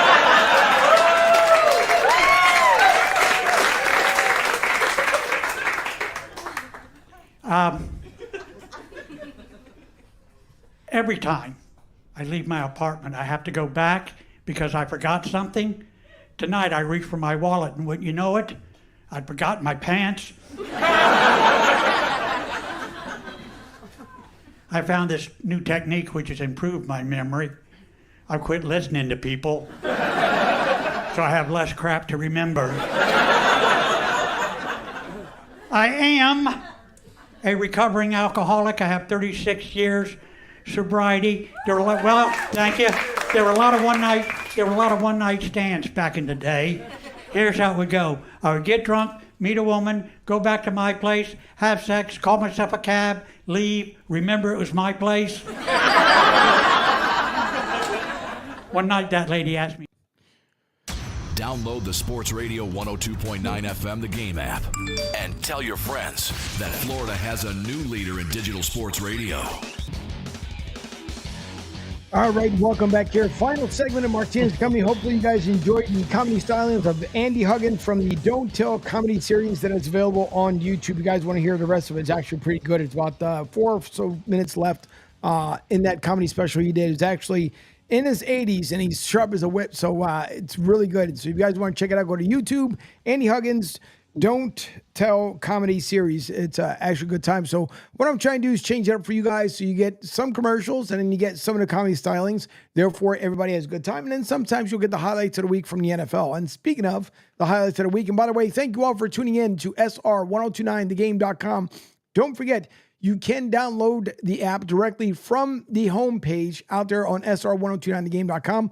Also, up on the screen, as you guys can see as well, other than the digital billboard that goes across with all the affiliates and the people that we work with here on the Coastal Sports Network, up there on the QR code, you can scan your camera up to the QR code and download the all-new digital sports app. With me has been Mike Fuji since about 15 minutes or so after the show, as we mentioned some of the games of the week. And I think Gaspon guy, I know he told me he wrote down his picks for the week because it didn't go through. Before I get into the NFL standings, for the crew here who has, they're part of the ESPN Pigskin Pick'ems with the CSN Florida fans picks. You guys can join always. Just go directly to the website. You can always do your weekly picks as everybody does, but in the ranking so far, and I will have to then calculate it once I get the ones from Gas Pump Guy. But as of right now, it shows Duncan Dad in first at 35 and 25, myself in second at 34 and 28. Again, I'll have to get Gas Pump Guy's picks because I know he was in first, but he's dropped him down to fourth. But that is not correct because it didn't register his picks. And so it shows Mike Fuji in third at 27-33, and then followed by, which I believe it's Rick with Super Bowl 52 picks at 26 and 19. Now, for the weekend in the Penguin AZ, I'm not too sure if he may have forgotten to do his picks, but he's 17 and 30 in seventh, and then Levon is 20 and 25. But for the week, and I know Pete had mentioned, and now I went with the Giants because, number one, I can't stand the freaking Cowboys. And I picked them the one time I picked them this year to get landslided by New Orleans at home. But I ended up going with the Giants, which, of course, had let me down. Cowboys ended up winning that one 20-15. Also went with Atlanta, which won 26-24. Then you go to Indy, Pittsburgh. I went with the Steelers, but the Colts ended up winning that one with Joe Flacco as he comes out of retirement once again, ends up winning it 27-24. Then the matchup between the Rams and the Bears, which I went with the Rams thinking that they were going to be doing so. The gut told me to go with the Bears. I should have stuck with it because they were to pull off the win at 24-18. Minnesota, Green Bay, chose Green Bay. Green Bay squeaked it out with Jordan Love coming back, 31-29. Jets over the Broncos, even though, yes, I'm donning the hat there, but the Jets let me down. As usual, Jets, I probably won't be picking you guys anymore. They lost 10-9 only by one. Of course, I went with the Eagles thinking that maybe, I don't know, they'd be able to do something against Tampa. Boy, was I wrong. 33-16 was the final there. Bengals over to Carolina Panthers. I went with the Bengals, which I'm pretty sure a lot of folks did as well. They finally get their first win of the season. They won 34-24. Then you got Houston over Jacksonville. Houston squeaks one by as well, 24-20. They are 3-1, but more importantly, Dougie P could be shown the door sometime this week as they lose 24-20, an 0-4 start for Dougie P in Jacksonville. Then you have San Fran over New England, 30-13. Now San Fran standing at 2-2, New England 1-3, and maybe coming to an end for Jacoby Brissett. You got the Commanders at 3-1 as they won over Arizona 1-3, even though 60% of America said that you should go with Arizona. I chose not to. Rightfully so. 42-15 was the final there. Cleveland hung on but could not beat the Raiders as the Raiders are now 2-2. They won 20-16. Cleveland now 1-3 for the season. You had the Chiefs who waited until the fourth quarter. Nonetheless, they still are enjoying the win, as Andy Reid used to love to say. They are now 4-0. They won 17-10 over the Chargers, 2-2. There were some fights that broke out after a Chargers game. Shocking once again. And then tonight you have the Ravens, last night was the Ravens over the Bills. And even though a lot of folks felt like the Bills were going to go on this run, I just felt like, to me, it was going to be hard for the Bills to go 4-0. And I don't think that the Baltimore actually wanted to go down to 1-3. They go even 500 for the year. 2-2 as they won 35-10. And then tonight matchups, you have Tennessee and Miami. And of course, you have Detroit and Seattle. So Detroit at 2-1, Seattle 3-0, Miami 1-2, Tennessee at 0-3. But taking a look, let me go back here to my NFL screen so we can get the official standings for the season. Boy, oh boy, this makes it a little bit more complicated than I want it to be. Let's go back. Fuji's still here on the line with me. Am I missing something here? Why in the world? Schedule scores. Wow, really, NFL? Have we moved stuff around that we don't want to show this? Here we go. Goodness gracious, boy, did they bury it. Used to be first, front, and center, but now it's something else. All right, so Fuji, 4 in the AFC. Buffalo up top. Lost the last one. Of course, they had 1-3 prior to that. So they are in first in the AFC East, 3-1. Jets are 2-2. Miami is at 1-2. And New England 1-3 for the season. Miami needs a big change. They need to figure out, they got to call a quarterback somewhere. If you're Mike McDaniels, Fuge, who are you calling just to borrow until they figure out what they're going to do with Tua? That's a good question. I mean, sure, I know the trade deadline, I believe last week, just got moved back. So I want to say November 5th, which is probably week 9. It's usually 7 or 8, but that's a very good question. I mean,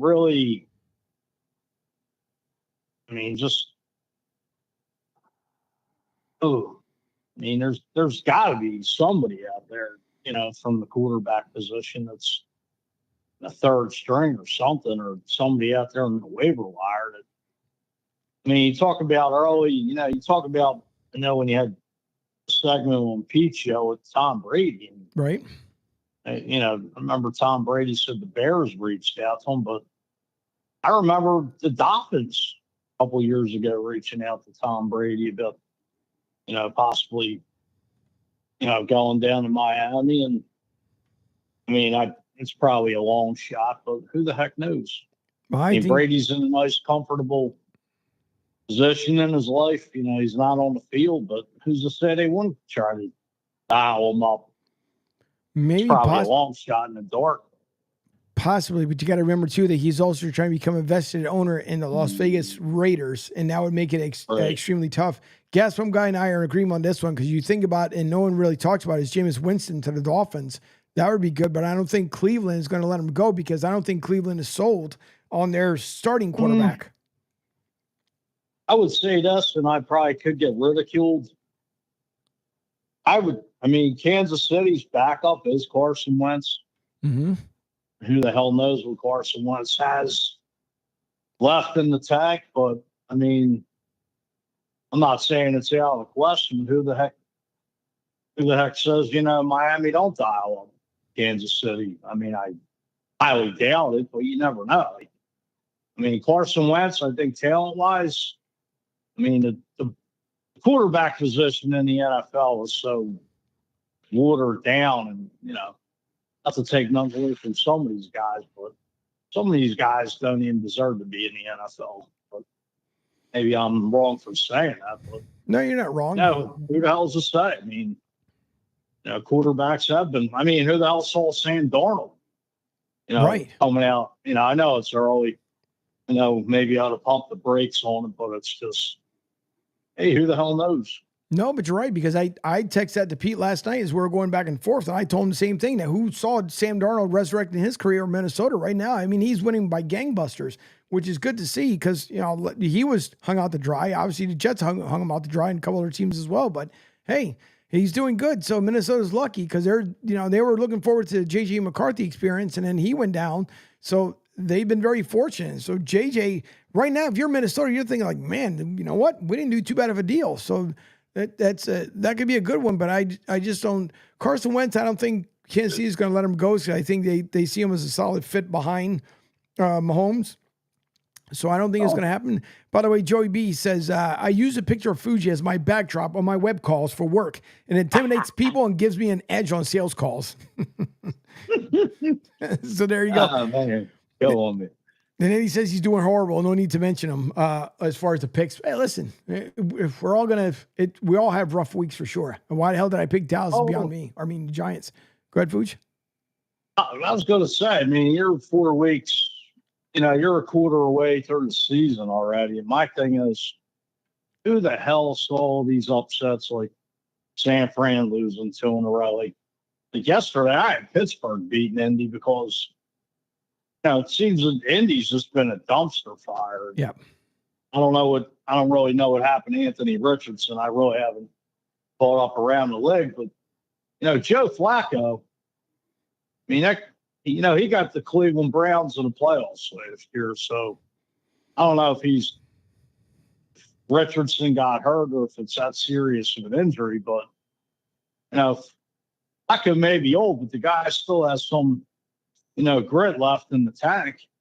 I mean, I'm not saying he's going to get the Colts to the promised land, but, Joe, won the Super Bowl in 2012 with the Ravens. I'll give him credit where it's due. I would say that was more that defense, but, hey, you win the big game, you're a part of the elite. And, hey, who the hell knows? Yeah. The older veterans that bounced around could always, you've been in the trenches, been through the wars, whatever you want to call it. You never know. It's just these games have been, there's no slant. It's any given Sunday, and you think a lot of these, upper echelon teams would be taking care of business. But to me, it's anybody's, week by week. It's anybody's game to win. Yep, that is. As we got about 2 minutes left here, going through the rest of the league, we had the AFC North, the Steelers losing their first one yesterday. They are at 3-1. The Ravens now at 2-2 after starting out 0-2 for the season, so they're winners of 2 in a row.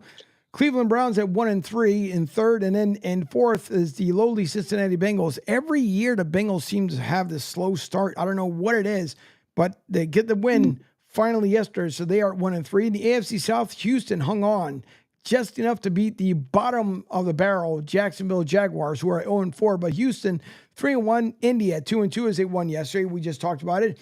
Tennessee now playing tonight. They are 0-3, looking for their first win. And Jacksonville will have to wait another week to see if they can win as well. Maybe when they head back to London, their second home, maybe they'll end up winning there. In the AFC West, it is Kansas City up top, undefeated 4-0. Seahawks are the only other undefeated team here in the NFL. Los Angeles Chargers are 2-2 as they fell yesterday to Kansas City. Raiders hung on 2-2. And then you have the Denver Broncos, also winners over the Jets yesterday. They are 2-2 and in fourth. And the NFC East, the Commanders, surprising everyone at 3-1 for the season. The Dallas Cowboys suck just as much as our own Philadelphia Eagles, are both 2-2, tied for second. And in the third, you got the lonely Giants at 1-3, which my hermano Rich Q will talk about it later on here, coming up at 4 o'clock this afternoon. The NFC North, Minnesota Vikings, 4-0. I forgot that they were also undefeated as well. 4-0. They ended up winning yesterday. Detroit 2-1. They take on their Monday night game, so they'll see if they can move up to either 3-1 or go 2-2. But they are trying to knock off the Seattle Seahawks. Green Bay Packers at 2-2, and the Chicago Bears, who are winners yesterday Very good game by the Bears. They are 2-2, so they are tied for third with the Green Bay Packers. At the NFC South, the Tampa Bay Bucks with the win yesterday makes them 3-1. Atlanta 2-2 in second. New Orleans tied for them at 2-2. And then the Panthers, they are 1-3 with the redheaded stepchild. And finally, the NFC West, you got Seattle Seahawks 3-0 as they take on Detroit tonight. San Fran 2-2. Arizona 1-3. They lost yesterday against the Commanders at 1-3, and they tied for third with the Lonely Rams also at 1-3. So thank you to everyone who tuned in today. Don't forget the debut tonight of Beeves World from 6 to 8 p.m. with Jay and myself. So he'll be on from 6 to 8. My hermano Rich Q will be on from 4 to 6 p.m. with the Drive with Q. And then later on this evening, it'll be Lloyd Vance's Insider Football on Sports Radio 102.9 FM. The Game. His co-host tonight will be Jovan Alford, as he just told me not too long ago. So a lot more coming up here on the network throughout the day. And then, of course, you start off your day with the Pete Shepard Show, as he'll be back tomorrow morning with his newest Scottish Terrier with Luna. And I'm pretty sure they're having a fun time with their newest addition to the family. But Fuji, as always, thank you for calling in. I do appreciate it. Anytime. I mean, just to touch on the Dolphins. I mean, rumor is, who the heck knows, Bryce Young in Carolina since he got benched. So, hey, you never know. Just a thought. Could be. No, could be. One never knows. All right, but to everybody else, thank you so much once again. Don't forget, you can visit the website at sr1029thegame.com. You can look at our affiliates as you guys see up on the screen. The Basketball Super League, the Basketball League, they're coming out with more exciting news as the season gets ready. October 19th, I believe it is the Draft Combine up in Canada for the BSL. And then in February, of course, it will be up in Indy for the TBL. There was a new team also announced out of Maryland. You guys can check it out under TBL Pro League on Twitter.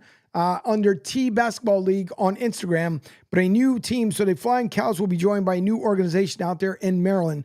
Winners also over the weekend, women's volleyball for USF. The U.S. women's soccer team lost a match 1-0, and USF men's football also lost over the weekend as well. So thank you all for tuning in. Once again, Martinez Company, Monday, Wednesday, and Friday from 10 to 12. Sometimes it runs over just a little bit, but we'd like to thank you all. Don't forget, tune in this afternoon, 4 to 6, my hermano, Rich Q on Q, right here on the Coastal Sports Network. So enjoy the rest of your day. Have yourselves a lovely afternoon, and we will talk to you all tomorrow morning. Have a great day.